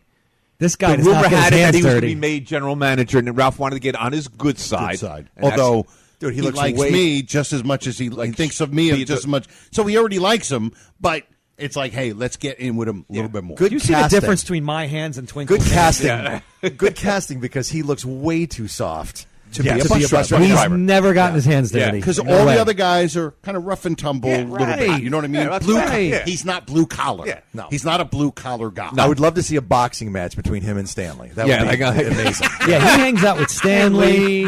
Definitely, he hangs out with who else too? Harvey's friend. George. Yeah. And you know what? That's If that he did crew. box and he lost to Twinkles, he would have said, I should have never listened to Rush. Never should have listened to I shouldn't have gotten the ring. I shouldn't have. All right, here we go. Oh, this is Mrs. Cramden, Mrs. Norton. Mr. Norton, Mr. Cramden. Oh, nice to meet you. Yeah, that thing that he does, that is absolutely. That's one of those things that I never, ever heard until I started doing this show. Even before I started doing this show, never heard the, which is just so funny. It's an extension of the hamna. Yeah. It's When he a sees her, continuation because he's still in awe of her beauty. Right. Excellent. It's fantastic. Mrs. Wiedemeyer, Get out of the way, Pardon stupid. He's like, may pardon I me, say, stupid. when your husband started to tell me about you when you just got married, I thought that he was bragging. But after seeing you in person, I can truthfully and honestly say that his words were inadequate, to say the least. Oh, well. All right, those lines, that's made up, that line. Gleason. Well, I'm very happy. Inadequate to say the Inadequate to least. say the No, least, That's yeah. all. That's all. On the, Oh, definitely. off That's the not top. written. Yep. You know what's great is that when he kind of says Mrs. Wiedemeyer and he's pushing him away, Yeah. the audience starts to chuckle because they see he's being so corny. Yeah. Like he's being over the top. Yeah. They're already recognizing the nonsense that's going to come out of his mouth in like the next 3 seconds. It's just great. It really is. Hold on. Now that everybody knows everybody, why don't we sit down? Good thinking, Bert. Good thinking, Bert. And he does that kick thing. The kick. Now Alice gives him the disgust, the look of disgust, That right? look, like if you could see her eyes, it would have burned right through his, right through his And face. visually, Looking at her like, what? Yeah, he's going. Yeah, basically saying, Why? what? What's the problem? yeah, and visually, this is incredible because Ralph is being pulled in two directions, and he's the fulcrum in the scene visually, right there in the middle, and he's got Bert on the other side and Alice on the other side. So it's like he's turning, and he's literally like kind of changing character as he changes. It's like that half face thing when it's like the girl, you know, the girl on one side. I can't think of the. It's a very Star Trek. Yeah, that the be black your and white, last yeah. battlefield. Yeah. Frank Gorshin. Frank Gorshin was there. it. Yes, but underrated scene for that. It's unbelievable. Yeah. Here we go.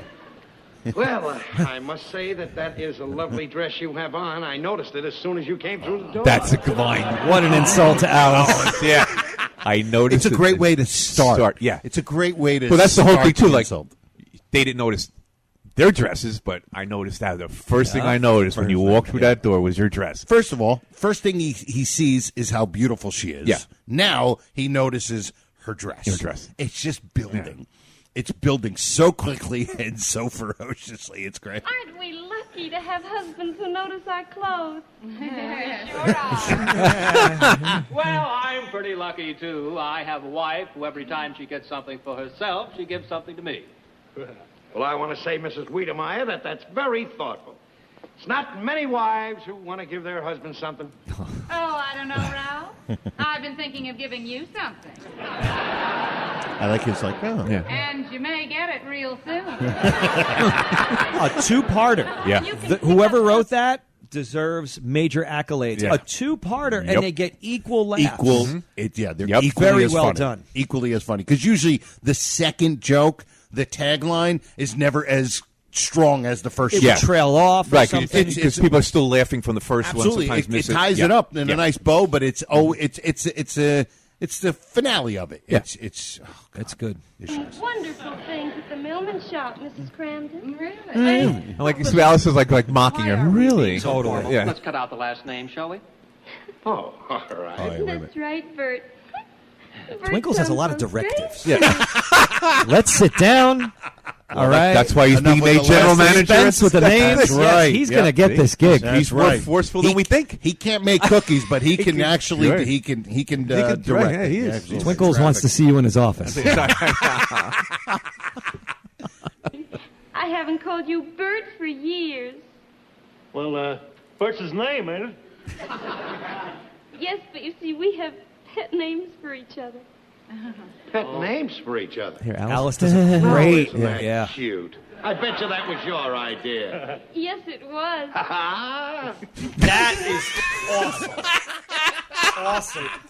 His another episode. laughs. Yes. His laughs here are just killing me. And listeners, there's another episode where he does the same kind of fake laugh. Can you name the episode? Because I can't right now. But, But you know that there's one. yeah, he does another one like a fake. Ha ha! Yeah. Yep. And I watched You it know not it, long Michael ago. Bruce?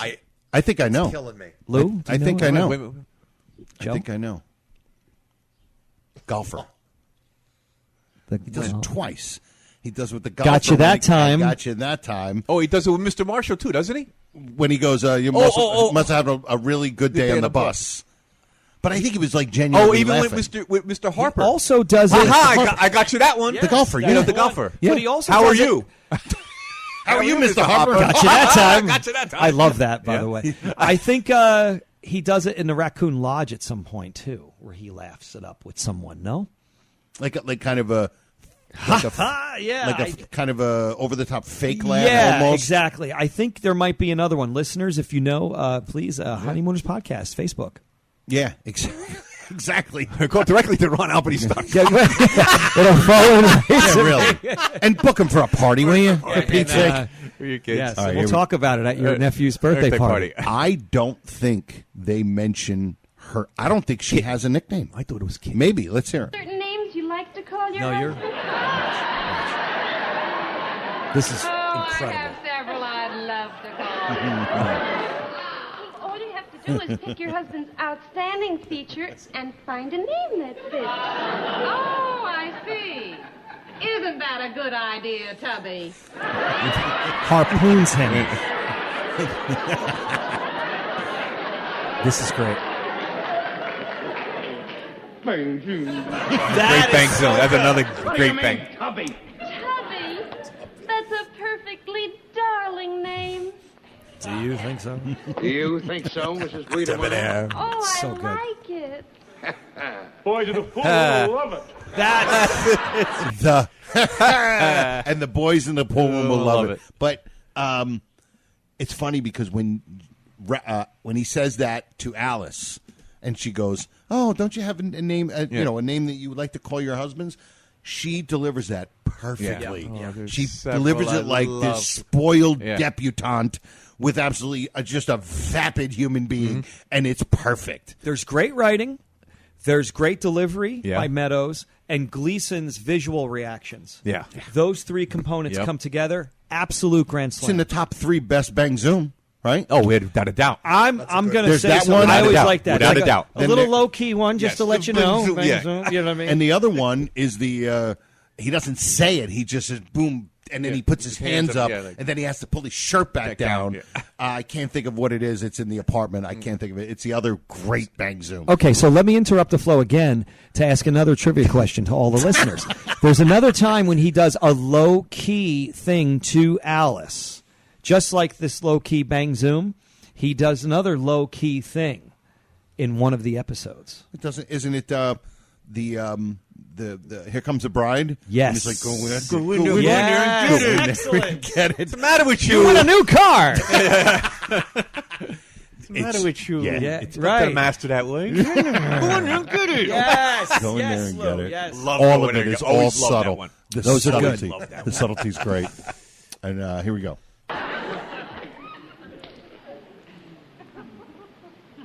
I just can't seem to smoke a cigarette unless it's in a holder.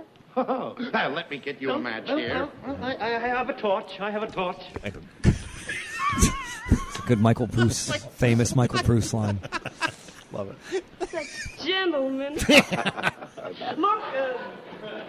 Look, folks, we skipped our dessert at dinner. Thought you might like to have it with us. I wouldn't dream of having it without you, boys. This is a great line. Well, how about it, kitten? Shall we? There it is. There it is. There you go. It wasn't, you know why we couldn't think of it? Because it wasn't presented as her name is Kitten. He just called it to because her. he calls her Rita first. Right. And then when they're doing the nickname stuff, it doesn't come out. It comes out No, that it's he's just Twinkles. thrown in there now. Now he Yes. puts it in there. Way later very on. good. and- Very yeah. good. Yeah. And maybe not as original as Twinkles. No. No. But more palatable. Yeah. suppose. Yes, I think you're right. suppose, Yeah. Although I think Twinkles is quite palatable, actually. Twinkles. When you see him, gonna end it at especially that. when you see him floating around the room. Yeah, It's yeah. like, perfect. He sachets for sure. Yeah. We might as well finish. You got to finish. Yeah, oh, yeah. Oh, yeah. Can't There's no stop way now. I'm not going to stop now. That's a good idea. You know, if Twinkles didn't remind me about food, we'd never eat. Well, our friends say we. She's live doing on Rita love. Hayworth. Yeah. Is she doing like a cheesecake pinup kind of? Oh, well, let me help you. Yeah, with that slinkiness in the dress. There's no need And she's right on. Yeah, the right money. here. Perfectly all right. This way Right we here, can Joe. bring it all in together. He almost knocks her over. Because remember, she's probably wearing this skimpy, tight, where her legs are together. She probably has no balance. She probably can't move. And he puts all his like 300 pounds She's into light it. as a feather. Yeah, and Can I just tell you that because I used to record the Honeymooners. Ladies with and gentlemen, my that's boombox. Michael Bruce talking. Thank you. Used to record. Yeah, I still, as a matter of fact, I still have all the tapes. I have all of them. They're labeled. Like a cassette? Yeah, because before the VCR, I had the boombox up to the TV and recorded them. And I used to listen to them, go to bed at night and just listen to them or whatever. But that laugh, I just had a flashback of me like rewinding 100 times over again on my boombox to hear him go. I mean, right. It was the greatest thing ever. That story of him taking his boombox frightens me. So maybe, Ron, you might be able to make sure he goes out and gets in his car and leaves first before me and Louie actually leave the You never building. recorded I'm going to get him some headache powder. With speaker up to the television. You know what my embarrassing thing was? Is that when me and my friend were 11, we did a fake radio show. And it was called WIOU. And we played dumb bits from like National that's cool. Lampoon's thing. And it was... Soupy but we were sales over 12. here. But we were 12. That's great. You recorded the audio When I was that age, yeah. because we didn't have. I didn't have a VCR yet. VCR. But I wanted I never did see your baby picture. I think is that's so I mentally think that's ill. why I became so in tune with the show, is because I used to constantly listen to that. Right, then you And I get wasn't the even visual. watching- Yeah. Then you get the Yeah. visual. Just get so in tune with it. Yeah, that was great. You could hear my friend, like John. Like you could hear us in some of the episodes. I'd be at my friend's house, and we'd have it going, and you could hear us laughing in the background. Oh my God. that's the best part. Your mental Yes. illness is paramount. Yes. It is unbelievable. Let me do the transfusion. Yes, I'm actually blocking. I'm blocking your phone number. Is this him? Listen, what I say about Lou is one thing. How I feel about it is another. All right, here we go. Let's finish this up. What a husband He certainly is a treasure. And then, of course, the great line. A treasure. And Alice gets up a little rough. She's rough. She's really Brooklyn If he right sits here. up much longer, he's going to be a buried treasure. She almost looked like James Cagney the way she was walking. She's punky here. Yeah, because there's always some kind. Applause. There it is. They're They applauding. applauded They're that applauding me. They're applauding Lou. For my observation. You said, ooh, I heard you. I will not go on tonight. I will not go on tonight.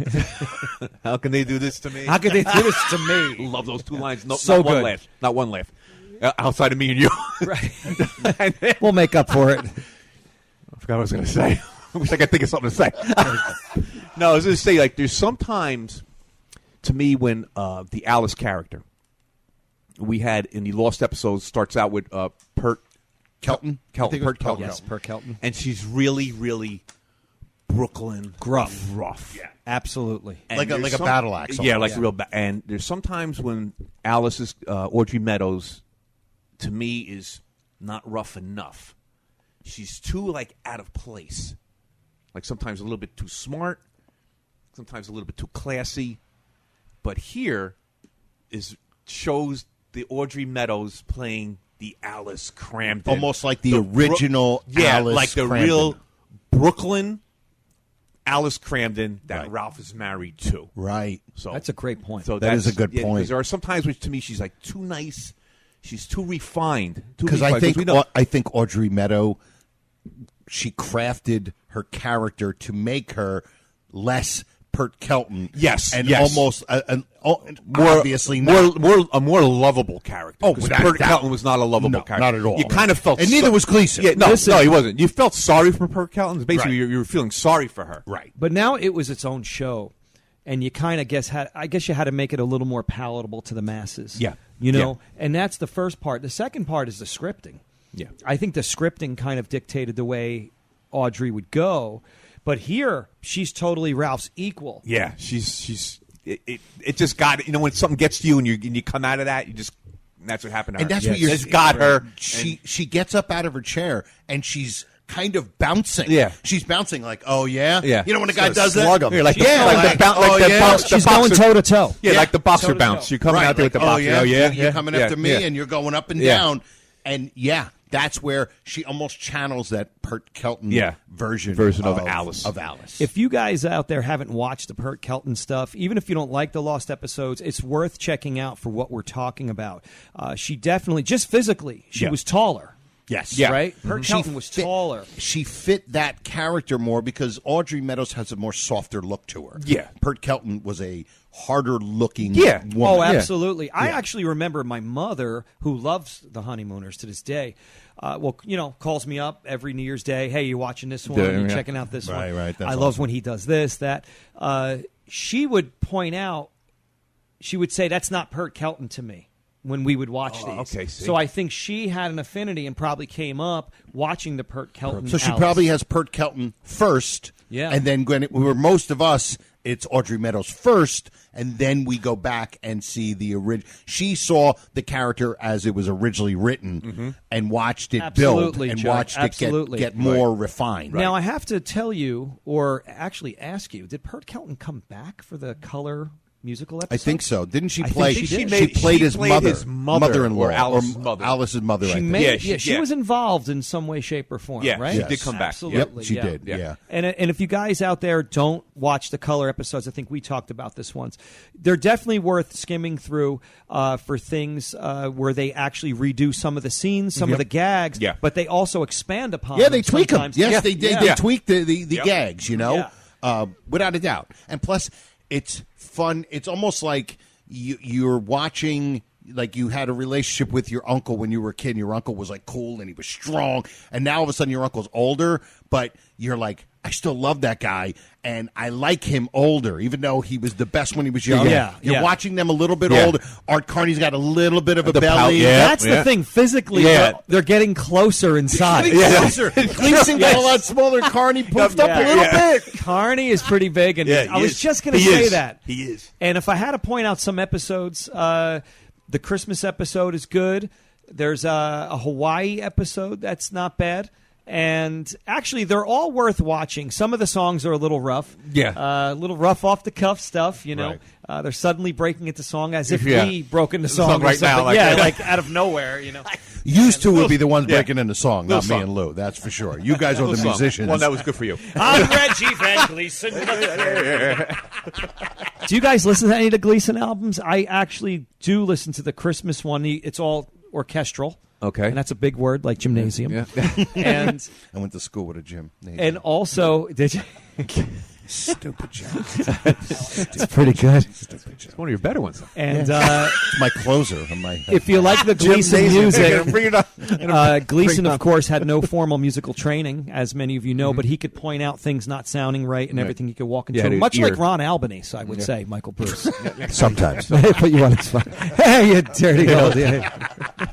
But there's a collection called And Away We Go, the best of Jackie Gleason. That's the collection you want. It has skits of him in all the characters from the variety show. There's a Reggie Van Gleason song. There's Poor Soul. Poor Soul. You definitely want to check out that collection. It came out on CD about 20 years ago. Get it. Really? Yeah, That no, sounds it's good. really good. Oh, no, there's a Honeymooners song, too. He has all the characters there, and then there's just a few songs that he did that have the orchestra mixed with. He also had that kind of southern thing going on. There's banjos all over the place. We blasted it in the car, remember? Yes. And we actually have blasted this in the car driving around. You know, it took me. I'm speechless. Yes, I really am. I don't know what to say. It took me almost 2 hours to even realize that he has this great hello ball shirt on. I Yeah. didn't even notice until about 10 minutes Michael ago. Bruce's style. Oh, there it is. I Great can see it. hello. Looking at it from an angle here. I can't see it. I didn't even notice it. It's it's in color, and it's him with the head. Well, I had to prepare what to. I didn't know if I should wear black boots and a white tie. To come here. Came here honeymooner formal. Yes. I almost had the same shirt on. He wouldn't let me wear it. Is that 40% Dacron? I am not nervous. Well, I had your T-shirt on the last time. Oh, last time, I change it up. Yeah, change it I up. understand. Lou, what are we wearing next time so he can wear it? By the way, for those listening and you want to know, this is you guys have talked about changing. This studio is excellent. I'm going to tell you why. Why? There's plenty of light. I mean, look at it. Yeah, plenty of light, plenty of work. It's the only reason we do it here. It's the only light. reason. You can work here. Yeah, exactly. Yeah, we forgot the typewriter, but we still did. Plenty of Your light. brother is. He sure is. Michael Bruce. It's great.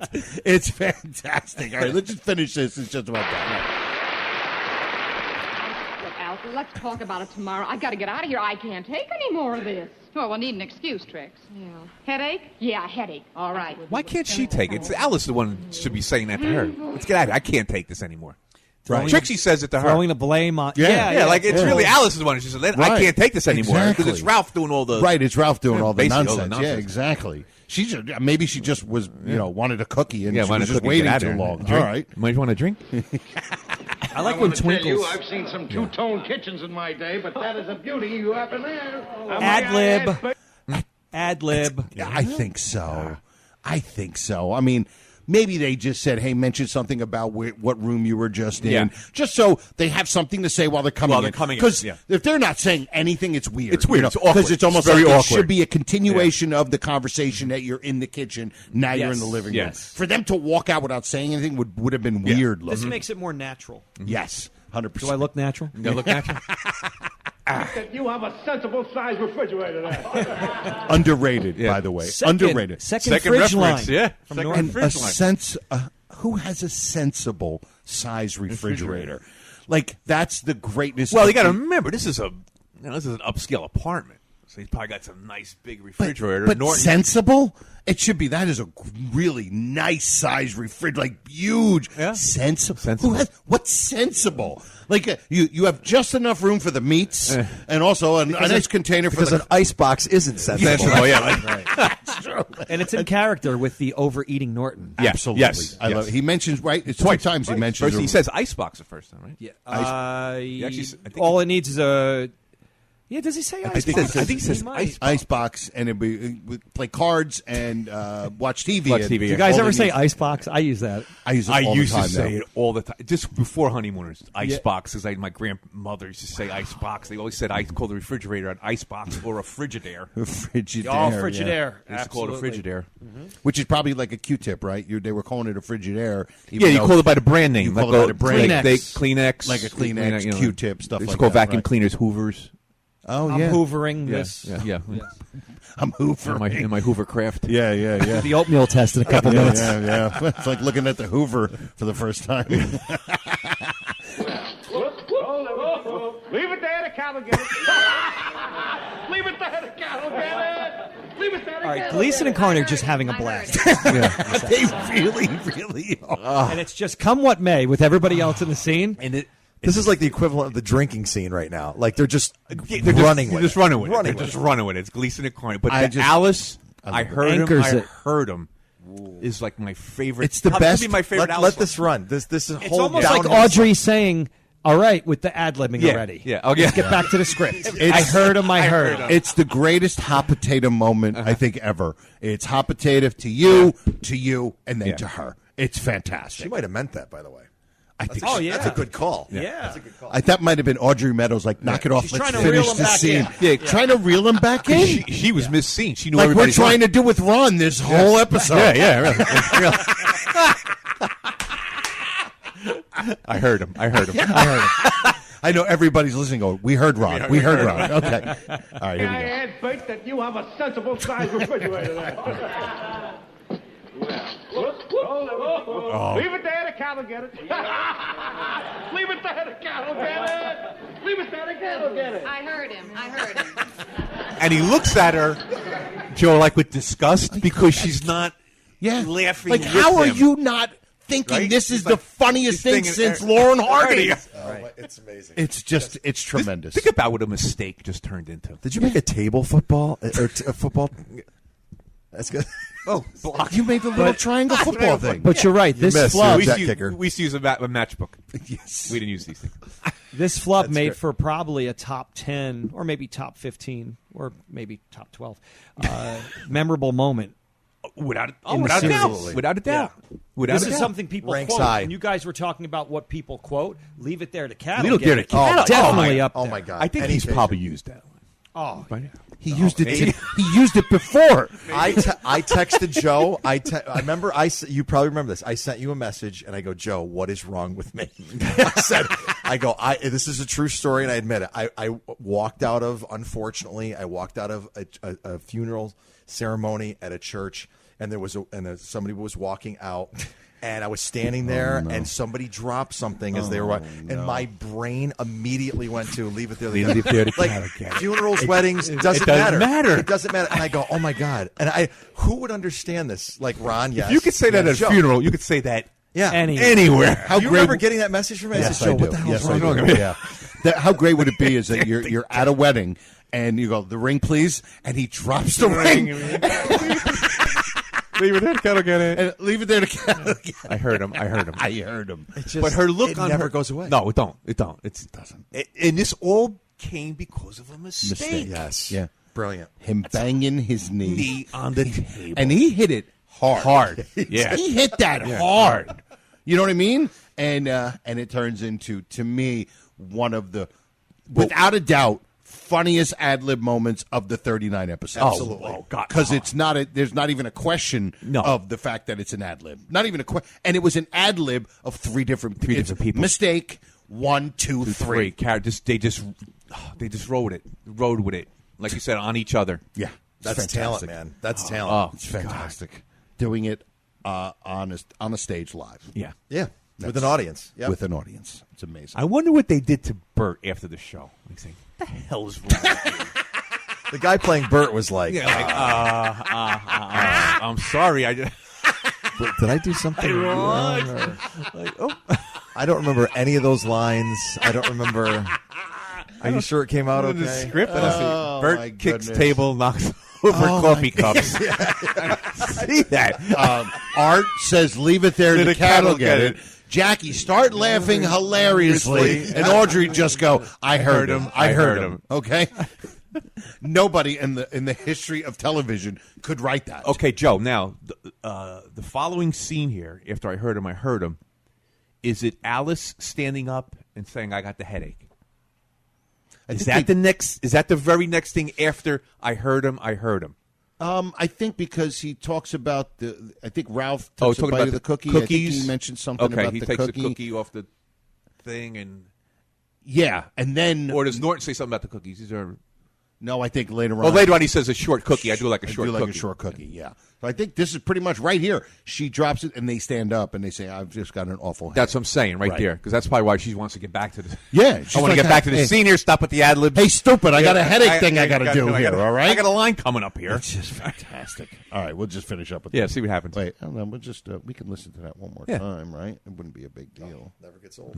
Never gets old. I admit that you have a sensible size refrigerator there. Well, leave it there, the cat will get it. Leave it there, the cat will get it. Leave it there, the cat will get it. I heard him. Alice's line works on two levels. Mrs. Wiedemeyer. He's actually looking at her like, oh, you could see him actually thinking, okay, I got to get back on it. Yeah. You got to get out of here. You got to get out of the scene with the headache bit. Okay. You can actually see him kind of reacting in character and also thinking as an actor. Right. It's play it. Okay. I want to hear. Because you know what's great? I like the fact that when he hit his leg, the first thing that both of them do is do the childish ho ho ho ho, like if you saw your friend fall on the floor. Yeah, like you're laughing, and they just it's instantaneous. Okay, so as soon as he does that, let's set this up right because this is audio. He hits the corner of the table. Yeah, with his leg. With his leg, and I believe two coffee cups, like kind of. I think so. They were probably empty. They're empty. Yeah, they were. And empty. they just like fall over or something I on the think. tray. Now nothing fell off. Nothing fell off. Right? They're like on the tray or something. They fell on fell over on the tray. Yes. I can't believe we're picking apart. You know what cups. I want to know? I want to know. Twinkles. I want to know during rehearsal, how did this scene go? That's what I was going to say to you after How this is all did that over. part go? What is supposed to happen? Right. I wish there was a copy of that where they were filming it. Yeah. Well, because they filmed it twice. And I always said, because, you can see sometimes they splice and I always in. said, imagine you can get the other one that was filmed. Because guess what? You're seeing something that you've seen 1,000 times, and it's going to be different. Even just what would happen? Where would the comedy be? Because it wasn't meant. It was meant to just go right to the headache. That's where this was supposed to be. All right, you give her a tea, thank you, no, whatever, and then you're supposed to go into the headache. I agree, and I think that's what I'm saying. So basically, this mistake turned into comedy gold, where the comedy wasn't there. It was just setting up. It was just setting up if that's the true, headache. If they filmed the scene twice, right? Why wouldn't they do the real one? Then they must have had the genius to say, "Oh my God, we got to use this one. This is great. This is unbelievable." Or Gleason probably said, "No, this stays. This stays. Exactly. Yeah, it's just unbelievable. All right, and just listen how quick they just like a couple of frat boys. I admit that you have a sensible size refrigerator there. Leave it there, the cat will get it. Leave it there, the cat will get it. Leave it there, the cat will get it. I heard him. By any chance, There he goes. Mrs. Wiedemeyer, did you make these cookies? No, Twinkles made them. I didn't have the time. I was at the beauty parlor all day. Well, one hasn't got time to do everything, has one? Sugar and cream. Wait a minute. One hasn't got the time to think about how regal that sounds. Yeah. What Brooklyn truck driver would be like one, and that goes to how much he is hamming it up for her. One hasn't time to do everything. One, whatever he just Well, Norton does too with the suave and the absolutely clicking his heels. It's more of that subtle humor in this. Again, just watching this, and you're just like, wow, look at what they're doing. It's great. No, thank you. And then I really don't care for any coffee. Well, how about some tea or a glass of milk? Well, no, thank you. Nothing for me at all. I've suddenly got the most splitting headache. Oh, I'm sorry. Can I get you some aspirin? No, thank you. I don't get these attacks very often, but when I do, the best place for me is home. Yes, that's right. I've seen this happen before, and we've really got to go. Well, look, when you get her home, Trixie, make sure she goes to That's great. And that's why all going home. it's such a great line that they knew, listen, you're going to have all of this time, probably, 30, 40 seconds? Yeah. Because he walks over, gives her that. He says one hasn't. There's no humor there. No. It's all the setup to that joke, which is hilarious. But accidentally, they got that 10 seconds of absolute gold. It's just fantastic. You know, I sympathize with you, Alice. I get those headaches once in a while. I know how bad they can get. I'll just get Twinkles, you migraine sufferer. I certainly did enjoy having all of you over. It's been needs a an aspirin. lovely evening. How could it be otherwise with a hostess such as you? Again, there you go. He's pouring it on There you go. now. Pouring May it I on. echo those words? May I echo those words? What are they I'm sure doing? you'll feel all right in the morning. you. Sometimes these things go away just like that. that, you know. Good night, and thanks for everything. Everything. Good night. Good night. Good night. We'll have to do this again real soon. How about tomorrow night? Come on now. Good night. Good night. Good night. And before going, may I say, ho, ho! Now Good night. that was the real Ralph. Yes. That's him going, nice score. score, yeah. That's where the real guy came out, like, ho, ho, ho. You got, that's, and then, and I love this. Say, I like to know Mind it's holding if his I hand have, out for one for Bert the to road? shake, and he's not Wait a shaking his hand. a drink? No, one of those cookies. Yes. Love that. Oh, I do like a short cookie, but you do make them short. Okay, here's an observation. Well, This whole Norton piece is almost anticlimactic because Ralph just was so over the top and did that ho-ho. It could have ended right there. Yeah. It could have just stopped right there. Yep. And instead, Ralph's gone and Ed's left with Twinkles. Yeah, and really, it says one for the road, a drink. Like you're gonna get him a drink? I know. Is he going to go down the hallway with a drink? Come on. Yeah, give me an amaretto sour. I'm going to go down to the car. So that's an example of original scripting versus the improv that happened. Yeah. And you could see how the magic happened and elevated the entire scene because the entire scene was like 3 bullet points. Go there. Ralph is rude to Alice. Tries to kiss up to Kitten. Rita, and headache Kitten. out. And that's all it was. Yeah. It was 3, you know what I mean, beats. Yep. But instead, here you had this whole new thing that basically supplanted the whole deal. And then Audrey just had to save it by getting the headache and getting rid of this scene. It's amazing. It's just amazing. Even back when I first saw this episode for the first time, being a very young person, I remember laughing, but I remember feeling incredibly uncomfortable. So when you were doing this, since you were recorded and you had had it on the cassette. audio, That's right. were you peeping into your neighbor's yard and looking through the window like a freak show? And you couldn't even, you were so small you had to try to look and see if you could see over the window, you creep. Stand on the dog's back. No, I felt so embarrassed for Allison. Bro. I was like, oh my God. So when you saw that, you were like, "Oh my God!" Because you were a holy kid, cow. you were Even naturally back- empathetic. You were just like, "Oh my God!" Yeah, the even poor back then, I girls. was like, "Holy cow, Ralph, calm down!" Like, you know what I mean? Like, whoa. So you were cringing at Ralph. Oh my God! I was laughing, of course. It Right, was yeah. hilarious. Think but about I was it. like Laughing oh. and But when cringing. You see it the first time, and he just gets worse and worse. Yeah. And it's like, It's holy true. cow. And that's what makes great comedy writing, yeah. where you can make something and you can make one person look so awful, and the other ones you feel so bad, Yes. but you're still like laughing at the whole thing. Like there's nothing that's not funny about it. Yep. And that's what makes it fantastic. By the way, all of you blew the line. I was waiting for when I said I record them with my boom box. I could have swore somebody would have said you're recording with your boom box and they're investigating my taxes. I could have sworn you guys would have said that. Oh my God. That is a cool shirt, dude. I was looking at it. I just can't imagine. What's wrong with it? You've only had it a few years. This No, I've had this shirt for, 20 years. Darn, I thought that would have been funnier.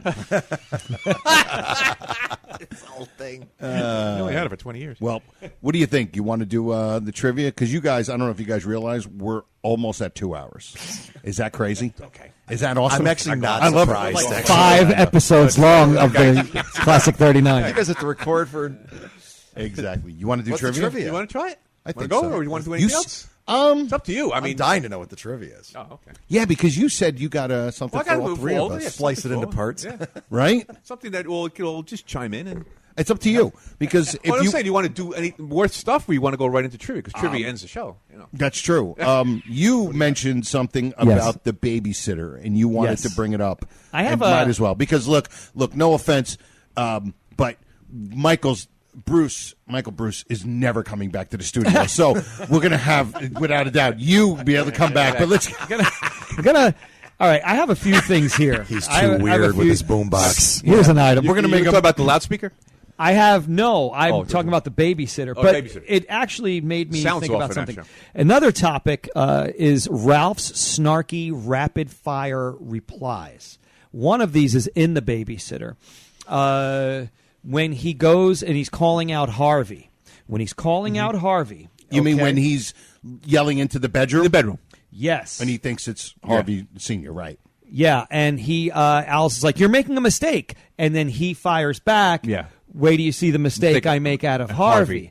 He does a few of those throughout the series that are fantastic. Can you name another? Well, we mentioned one earlier in the show about 3 hours ago. We talked about going this way, that way, anyway. Do your life on Medic, right? That's pretty good, but Love that the line. point, though, Michael Bruce, is that he's taking the words that the person is I saying see what you're and then turning it Oh, back okay. around. Okay, gotcha, yeah. He actually does that, too. Wait till you see how hard it is to wear a hat, Put right? your hat on when you ain't got no head. That's another one. Yes. Yeah, so that was a top. That's Tony and Miko, right? Yes. No. That's Mr. Amico. That's no. That's Andre. Oh, Andre. When is that? Yeah, Oh. that's Is it right. Andre? Andre. Yeah. Andre. Andre. Andre. I think For Alice, it's she says Andre. Yeah, Andre, that's yeah. Andre. Wait till you see. Try to put a hat on. How hard it is to wear a hat? You have no He's head. gonna have But no head. those little replies are awesome, how he kind of twists the thing around and says it back. It's like a really rapid fire thing. But I wanted to mention something, too. You know, there's another point, how we never, actually through your show, I've only begun to do it for the first time ever, actually call the episodes by the episode titles. Oh, yeah. I never knew the titles. I never knew. either. The only I knew the I made titles up my when own. you made up your. yeah. Well, we used to call them by the golfer. The golfer's the golfer. The one where Ralph. Yeah, That's how you would would idea. The Mambo episode. Mambo. We call it Mambo. I used to call that one Burt Wiedemeyer. That's what I used to call it. I found out when I actually got the DVDs. Yeah. That they had. I'm like, they have titles. Yeah. Because they never used to put the titles on TV. Because now on television, you have the information button, and it shows. Yeah, it it's shows the right. title. It shows what season, season what episode. one, Yeah. no, season Episode 30, 38, 30, yeah, right. episode whatever, yeah. Opportunity knocks, but Yeah. yeah, you would never say, "Hey, did you guys No, watch it's that not one?" How great is that? If you Joe think says about that it? to me all the time, I was like, I have to say, which one is that? Right. And you got to say like the one with irons or something like that. Because some of the irons? titles don't really tell you much. Don't tell you anything. Some of them. But except for does. one title that is beloved on this show, Trapped. Trapped. Oh. Trapped. The Almighty Trapped. Almighty. The episode that keeps on giving. Almighty. You know what Trapped is? Trapped is the prom queen who is a disaster. It's got plot holes. It just everything. gives you so and much. It's wonderful. And it's wonderful. It's I never even liked it until we started doing the podcast. I agree. You probably thought it was ridiculous. After I thought it was your ridiculous. coverage. Yeah. We started delving into everything in it, and I'm like, this is very good. hey, this is very good. I'm on a strict diet. I'm on a very strict diet. Just like when he coughs, the thing goes flying out of his mouth and hits like Mr. Peck on the jacket. Nails him. He Right totally by the nails pocket. him. Yeah. It does. Yeah. Yep. I love the dog raiser that happens to be the accounting department. Yeah. Whatever it is. But I love that. He defies it. raises dogs. He Like, raises dogs. 30 of them on a He's farm. gonna straighten you out. Yeah. Yes. He raises dogs in one of the 5 boroughs. Raises dogs. So another Charlie, note what I is it? have here. Let's see. He brings notes. I haven't had a note in. Moving right 109 along or 109 wrong a episodes. light. You know why Michael doesn't have notes? Because he usually writes them in blood. Something he scratches them into his arm. I'm watching the Honeymooners now. Or he writes them on a wall in lipstick. It puts the grape juice in the basket. Yes. Hey, is that Alice?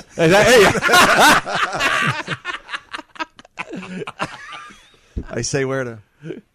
Okay, so actually in the babysitter, I realized that they have the... Wait, correct me if I'm wrong, listeners. I think they have the original, more gothic dining room chairs. All right, the two sets of chairs. There's two sets of chairs. The one has Right. like the straight back, and the other one has like the real fancy. They're more ornate. Or very ornate, darker brown. Yes. They're like a darker walnut type of wood, I would say. like They're a walnut. festooned with little intricate carvings. designs. Yes. Michael Bruce, do you know what ornate means? And, I have no idea. I'm looking at Michael like, what was that? And the I'm a really second good drummer, but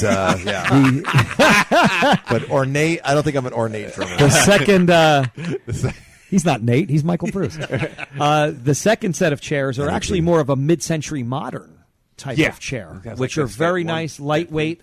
Down in the center. And it was always three, right? Was there always three chairs? There's always three chairs. There's never been four, right? No, never been four. Okay. There's never. All Agnes says is, why do you have four places set? But there was no fourth. But there was no fourth chair. Correct. Yeah. In the babysitter as well, speaking of the dining room set, when they sit down, wait a minute, is it the babysitter? I apologize, listeners, but I think that is, first Ralph sits down. He moves the plate. Norton is already sitting, and then he moves his plate, and they both put their arms up at the end of the scene. It's very interesting how they both move these props. Plate. Okay. Yeah. And this is what, in the babysitter? Is it the babysitter? I was watching like 100 episodes preparing this morning. But so. what? But And you call Michael Bruce crazy. No. Yeah, no, well, I do, but still. All right, we're both nuts. No, but what is going on in that? Like, what's the setup to that? Because I'm trying to think of what you're. Yeah, all right. What's so, the moment in that? All right, first, like the phone guy's there with a totally inappropriate toolbox for installing phones. He has like okay, he has so like a Sears Craftsman, like a toolbox. Yeah, two rocks. And then Louis, of course, noticed that the plug was dangling down and yanked out, when he it's picks not up the plugged phone. in. The plug is dangling. It's not even in the wall. It's going nowhere. It's going. Outstanding. No wonder I was clicking in the phone. They had Wi-Fi and local pizza before anybody else. Listeners, another thing to post under the Facebook entry for this: which telephone installer do you like best? The one from the Funny Money episode, or the one from the babysitter? Please let us know, and why. They're both Eddie Hanley. They're both Eddie Hanley, right? Yes. Supposed to be the big reveal. Yes. The same dude. And he's also the aerial installer. Yes, he's also the aerial He's like installer. any technology related thing. They probably said, "Get Hanley." We got. Yes. And I'm sure he installed the house phone. He did off camera. Well, Yes. off camera. I'm sure he did. I'm just kind of going through the babysitter real quick. I'm trying to look and see. Is it that wall came into use 2 great times? What is the other time? Oh, with easy answer. 20 points. The good points and bad points. Yeah. Correct. That wall fully used. Yeah. That was the one thing when we said, "What prop would you love to have?" The list was what I wanted. Yeah, he I wanted would the have list. loved to have the list. That would have been great. The list is a good one. The list would have been fantastic. And also, I want the toolbox. I want Eddie Hanley's toolbox. I want the toolbox. Okay. That's a good one. I want the $99,000 sign. You want the whole logo? This is the logo. Yes. That's awesome. Yeah, that's just awesome. Yeah. With the fake cardboard curtains. Yeah. Yeah. And Herb. What's the other one too? We'll be doing that in a little while. You got to chime in. No, that's coming. That's coming. There's what was I going to say about props too? It's interesting. I want to know. I don't know this actually. If the 2 phonographs. Oh, is that one and the same, or are there 2 individual ones? The one used in Young at Heart. Young at Heart. He actually cranks it there. Yep.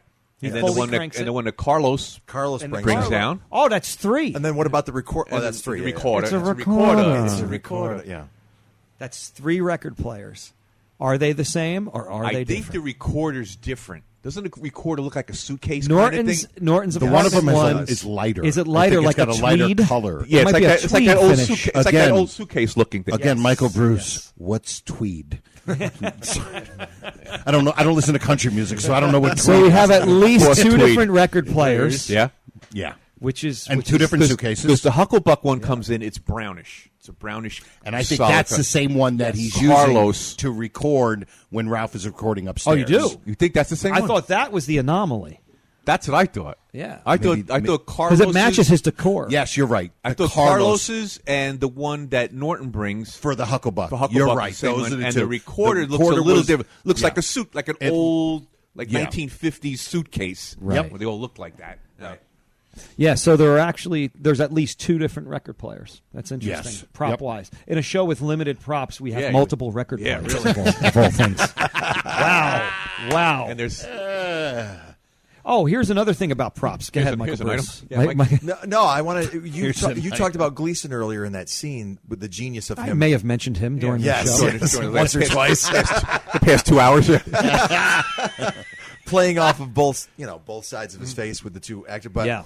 okay, so one of my favorite episodes is the IRS. That's the same. Absolutely. He's playing off of Norton. He's playing off of Alice, and he's playing off the timing of getting things out of the icebox. But that's one scene, though, I would say. What's that's that? still one scene. They're all in that scene composite. They are, but the way he's reacting Well, he's to distracted, Alice and the way, like, he's having a conversation with her, but has to completely And deal he's with Ed at the same time. He's still kowtowing. While physically doing things. Right. Yes, He is. kowtowing The to timing is unbelievable. Ed's whimsy. You're right. You feel the build. Yeah. You almost know. Because first as it's an like, audience oh, member, yeah. something's And then gonna the happen. second time when he goes, do you have any ketchup? Yeah. And he goes... That, and he goes now he's getting flustered. Yeah. Oh, okay. Right. And then by the time it gets to that last There's one. a lot of duality things. That part that you just talked about, Burt Wiedemeyer, of course, not Burt Wiedemeyer. Burt When Wiedemeyer. them on one and side awesome. and them on the other side. And then there's another one, Young at Heart, because you have Wallace over here in the scene, and Norton's kind of in between, and yet he's talking to Alice over there. So there's actually, it's just interesting. In a lot of modern day sitcoms, you never saw 2 scenes kind of occurring on screen at once. Right. No, because 2 situations. His attention's in 2 different places. Right. Because I think, Yep. and I always wanted to know this. Very interesting. When did sitcoms start to do what they call B stories? Because if you notice, every sitcom now always have a main story and they have a secondary story. I think they Yes, call it the correct. B story. There was none of that with the Honeymooners. The only thing close to it is what you're saying, where there was 2 things going on at once, and Gleason was but there was never a B story. It's There's one slight story. B stories, and they would be like Norton helping Trixie with the dress, wearing the dress. You know, like these little subplotty No, kind you of know things. what? I am wrong. You know where there was a B story with the Matter of Record, because you had the stickball team. stickball team. That was a whole other story that tied into And they it circle at back the to it. end. Yep. Yeah. Yeah, so maybe that was the first. Yeah, but you time. know, I think you're talking like when you talk about B stories, I would think about something like the Brady Bunch. Yes, they always had an A B ongoing story. subplot. Maybe it was something with the kids, but and then it'd be something with Carolyn, Alice yes. or Carol or whatever. Somebody had the maybe- major problem. Yeah. You know, Well, maybe because there's so many major award. so many people involved in a thing like the Brady That Bunch. how you that going to have 12 can't- people right. involved in one story? And it See, wasn't we're- live. Yeah, it wasn't it live. wasn't live. That's Correct. that's the deciding factor. So Right. a B It wasn't story- on stage.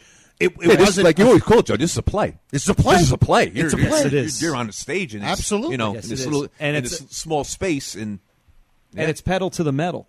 Yeah. It's there's no stopping. You know, everything has to be hit. I think with things like the Brady Bunch, a lot of those B plots were actually padding because you couldn't stretch out maybe that main story Right. too. Too You long. really Yeah. didn't need those. It's almost you know, every sitcom, and I don't know when Oh, it yeah. started. but then again, too, you got to get Yeah. everybody involved. I mean, Honeymooners, we call it the 4, but the 3 are there. It's all hands on It's deck. all there, and the 3 is there, and you got everything you need because the 3 of them are there. Yes. Right. So you don't And have to this- work in like the kids on the Mostly Brady in one Bunch. room, all that stuff, right? yeah. And the Brady have Because- to work in all kinds of kids, and you said Alice, and Right. whatever the hell. So Lou, I think we agree that there's no technical subplots No. or B No, plots there's no B in story. Honeymooners. No. However, there are some of those little things. The ping pong. At the Right. beginning of the Beginning episode, episode. which seems to never end, by the way, that Yes. ping pong segment Yeah. is just it's time immemorial. Time stands still. It's long when you think about it, because you're thinking, all right, they're just doing this to set up the fact that they're going to have this meeting. Right. And it goes long. It goes You're kind of right. long to set up the fact of the joke of him having the ping pong balls in his pocket. Exactly. Yeah. Were they riffing? ping pong scene. Do you think you love the ping pong scene? Love it. No, Really? I wait, tell us think why. it is very good. I think it's good too, but tell me why. The reason why I love it your is listeners. I love. Listen. Tell someone, please. Tell us why you love this interminable scene, because I completely disagree with you. I love watching Ralph and Ed do something completely different, non-related to anything else. Okay. And it's even like sports related. Yeah. You know what I mean? I like like that that. was, and I see what loved you mean. watching, and I love the competition. Right. Ralph gets angry at him there. Yeah. Norton's trying to get one up on him. Okay, You know I'm what going I to mean? ask you now. I think they did it better playing pool. I think it was done better when they were shooting pool. I but think why because shoot pool every time when you could let's change it up and do ping pong? and you know what's great? You got to see, because what you did, but you got to see them playing, right? Norton beating him, and Ralph being so ridiculous and so over the top with his sore loserness. Yeah. And then he also goes, well, and then, of course, I would have beaten you 21 to 19. Yeah. Like, Yeah. in other No, words, it's worthy. It's like, I never wanted to go to that ball, but now it's like, oh, no. Now I'm going to put on my A game, and I'm going to win 19 points in a row. Right. Like, it's just, Right. it shows Ralph's But once again, ridiculousness. yes, and once again, it shows Norton. So everything that deals with physicality is better. He's better at. Yes. Yeah. You know what I mean? He's better at ping Yeah. pong. Right. He's better at putting a needle through a hole. He's better- you know what I mean? He's Typing. anything. Typing. Yeah, that's right. He's got him. But see, here's the thing, too. I just think it was done better. That's a whole subcategory, by the way. They actually did a lot of scenes. They played pinochle. They've played cards. They've played ping pong Yep. and pool. You know, there's a whole little subcategory of where they would show them actually doing some of these activities. Obviously, they probably thought about doing bowling, but they couldn't make it happen set-wise. Sure, there's no way you Forget can that. do No way. Forget that. No way. I mean, the Odd Couple did it, and they only showed them.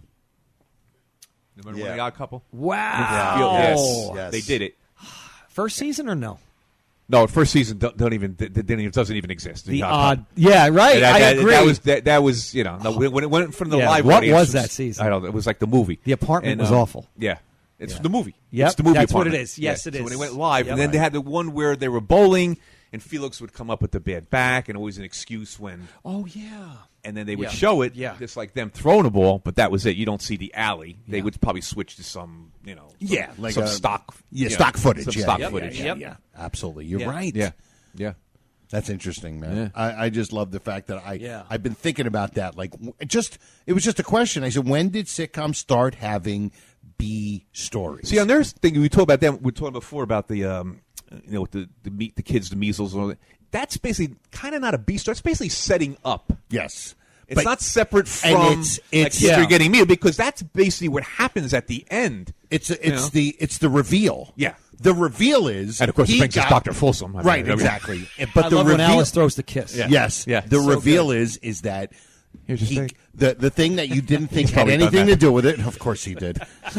Of course he did. Here's your steak. And the reveal is that in the beginning when they were talking about the stickball, oh, that's where he got the measles. He got the measles from Ed, who got it from the kids. Right. Exactly. So And I me think with the mess stickball coach.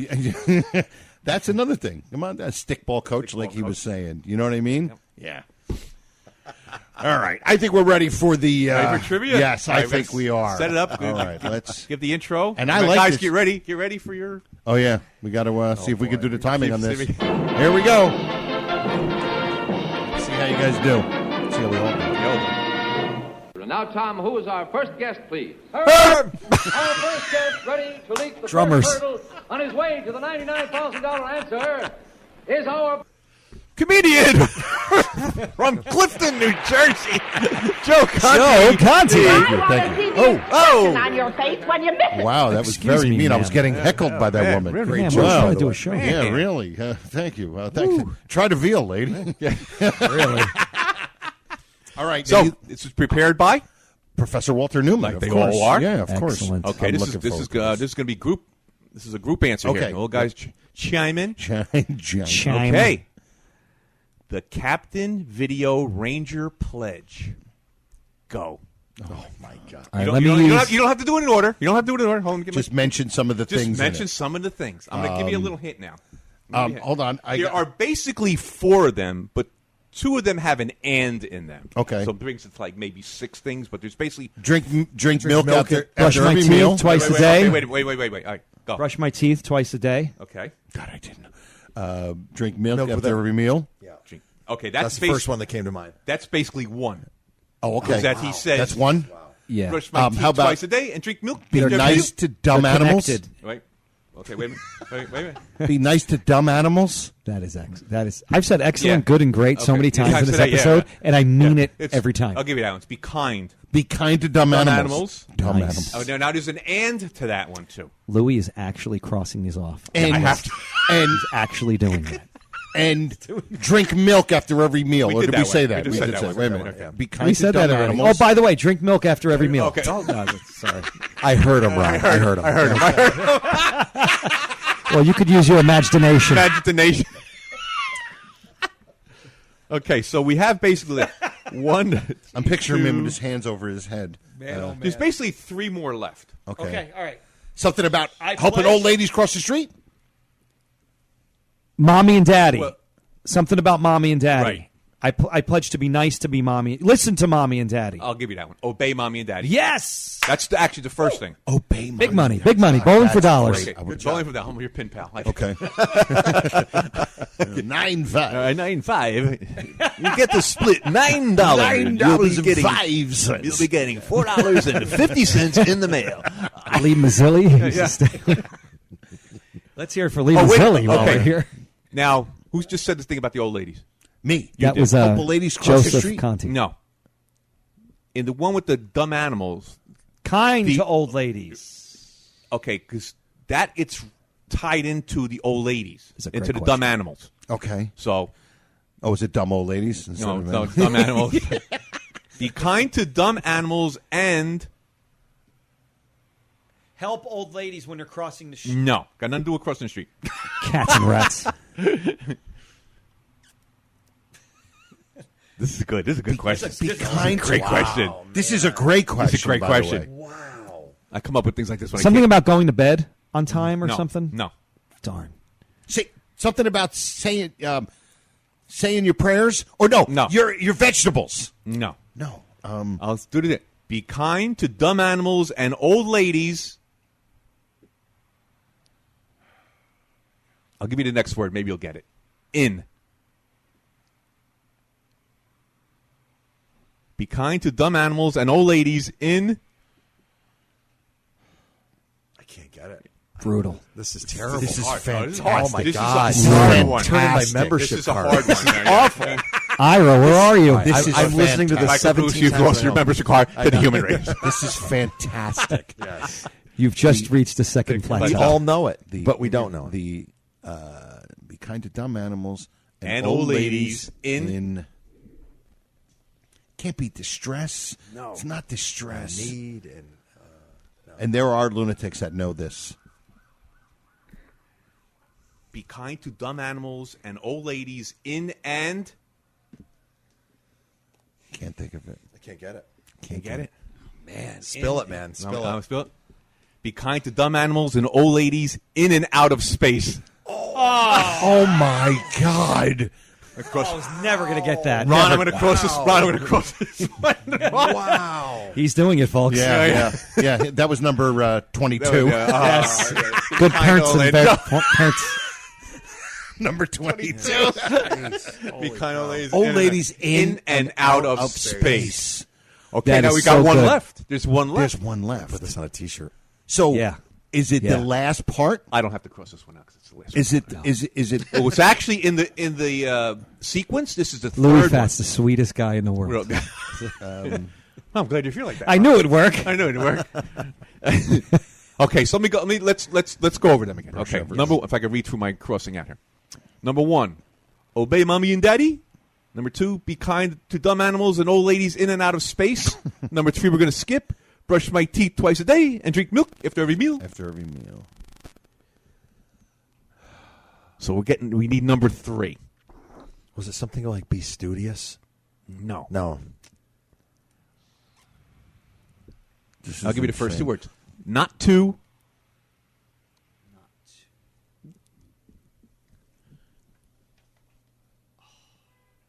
This is the quietest Yes, episode it's been a bit. Yeah. Oh my god! And we're not tired. It's just the beginning. And the listeners are like, Like, "Come on, you like, morons! oh, God, come on!" This is dead air. I'm sitting here waiting for my head to explode. Not to tease. Do you have any consideration? Not to tease. Not to tease. Schoolmates? No. Come on. I don't have it. Anybody? No. No Like way. not to tease my little brothers and sisters. Oh, that I do remember. That I remember.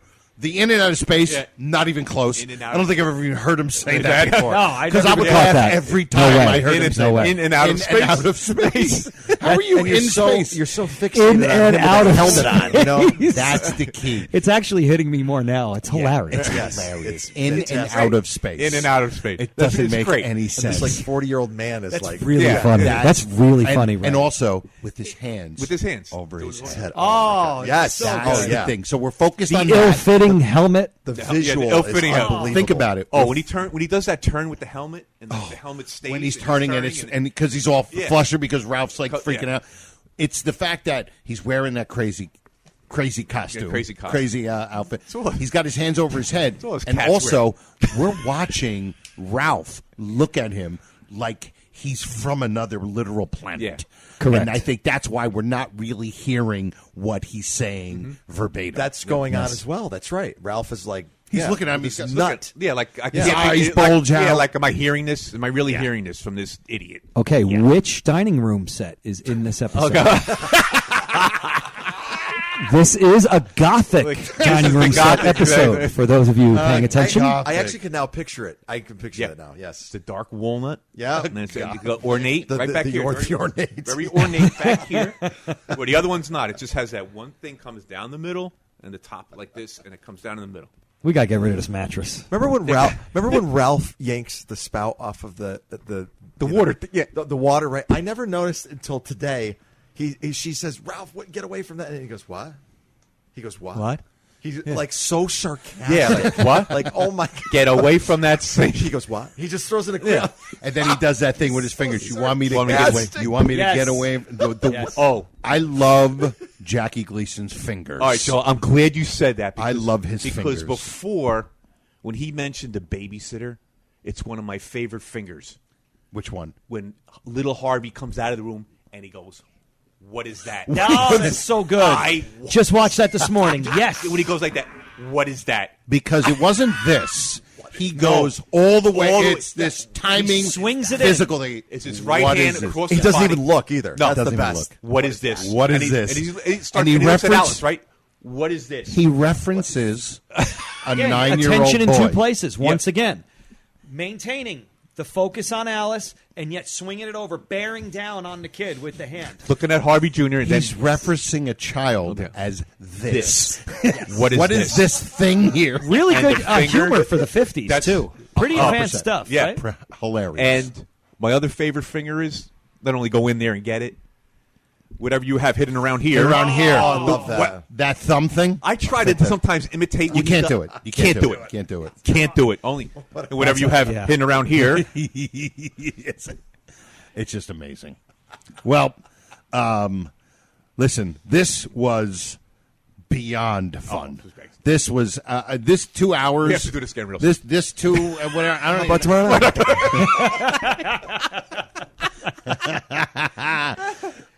This 2 hours and 15 minutes felt like 4 hours Well, and 15 15 minutes. minutes, No, I'm kidding. This was amazing. This was so great. Our pals, Ron Albanese and Michael Bruce. And throw your plugs out there. Go ahead. Just throw your plugs out there.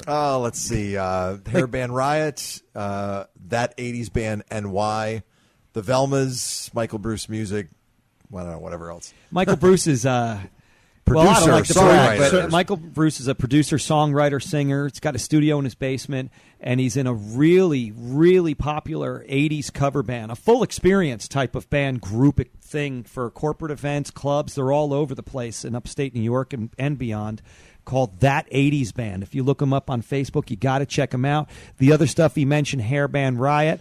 And other than that, what else were you going to say? Well, Michael, you're a worse self-promoter than he is. You're a worse church than me. He just invented. He invented glow-in-the-dark wallpaper. He just bought a uranium field in Asbury Park. Pablum on pizza. No Cal Pizza. Yes. I think one of those is a lost episode. By the way, it's That 80s Band NY on Facebook for New York. But right. Yeah. Yes, but I'll promote the bands and the fact. Yes, I have a studio, so write songs for people. We have recording projects that Ron and I are putting out. We write songs. We also write songs together too. We're also writing songs for your children's entertainment. Absolutely. Great segue. I'm Ron Albanese, children's and family entertainer, been doing this 24 years. The good news is I can retire in another 46 years. And I do parties, events, corporate events, fairs, schools, pools, you name it. Look me up, Ron Albanese, children's and family entertainer on Facebook. Give me a little like. I'll appreciate it very much. Other than that, of course, I'll see you in cyberspace on the Honeymooners podcast page. Nice. Beautiful. Can't thank you guys enough. No, I mean, this is something great. Michael Bruce and I wanted to come here for such a long time, and I could say my words were inadequate. To say the least. It took a lot to get to that joke. Did you see it? You could see it coming. 2.5 hours. I took the long way on that. It was like a Cadillac coming at me in the desert. Okay, I could see that thing coming a mile away. I just have to say it was very cool. Like there were moments where like we weren't saying anything, and you two were doing your thing. Yeah. And I just loved being in the room. I loved watching. No, you guys have been doing this for a while now. Stop. No, you stop. No, I'm being. No, you look. You look. And you look. This is my. I'm going to put on my Brooklyn accent now. I'm going to run into you, and you ain't going to have that. That guy with the gun. Meanwhile, he's got the gun. Where do you live? He lives on 30th. No, seriously, you guys have been doing this for a long time. It was very cool that the moments when Ron and I were just sitting and watching you guys go back and forth with each other. It was just. He just said when we don't talk, we're better. Don't show them up. No, it was fun. It was fun to watch. It was fun to be here and see like what you actually. I was doing the same thing, watching you guys have so much fun. So much fun. Watching you guys interact the way I know you guys interact when you hang out. It's like when me and Louie are hanging out, not just doing the show, like just hanging out and just saying dumb stuff. Our text messages. It's never ending. It's ridiculous. It's so ridiculous. We don't even like talking to each other. We just like text each other. I don't see Joe. I never see. Just I've seen when we record. Never see. Just so and he can finish it by RX. RX. Just so we can finish it with the RX. When you hit the RX, I mean, okay, this is over. The conversation's over. Now, how could you think I can make any money on the podcast? Actually, in June, this will be our 4th year. Yeah, we'll start our 4th year in June 2019. The pandemic is when you and I discovered these guys. Yes, when so we were less than that's the way I see pretty it. much sort of locked, locked up kind of thing, and right. and all this furniture has to go back. Man. That's another great wrap up. She gets him really good. Yeah. And how did they not laugh on the? When we moved to Park Avenue, your mother's not getting a new address. Nobody laughed. So many out loud. So many jokes that didn't get a laugh. That's a victim of pacing, I think. That one. Yeah, could be. Sometimes, It's unbelievable. All right. Well, who else can we thank besides Ron Albanese and Michael Bruce? We want to thank Silk City Hot Sauce. Absolutely. Thank you. The best hot sauce for your roast. The roast in Battle J. Canada. They go great with lima beans, too, by the way. And the wildest rice I put in my life. Joe Conti was just an explosion in the Kosciuszko Street sewer.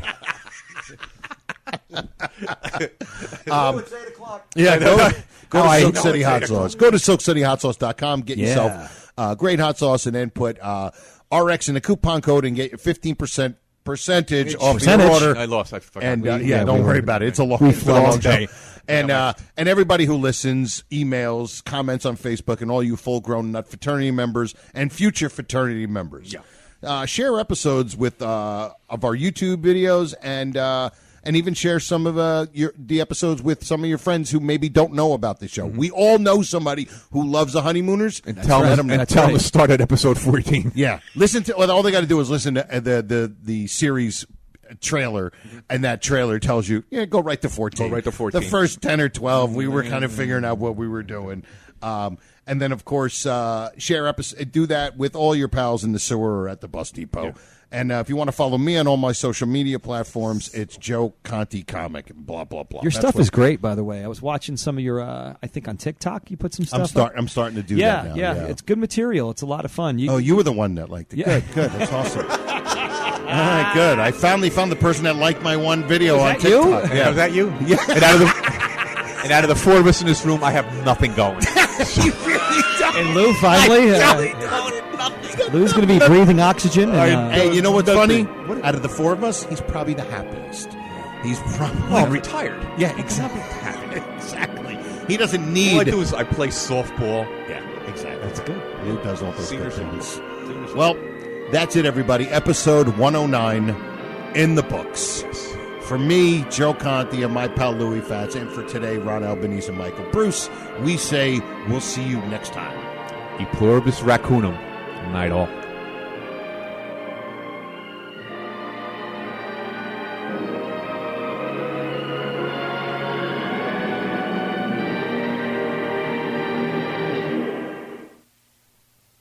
Goodbye, Mr. Crandon. I'll be seeing you. I'll be seeing you. Irving Kale and Sammy Fain, 1938. Oh, Mr. Crandon, it's all over now. It's all over now. Bassy Simon, 1927.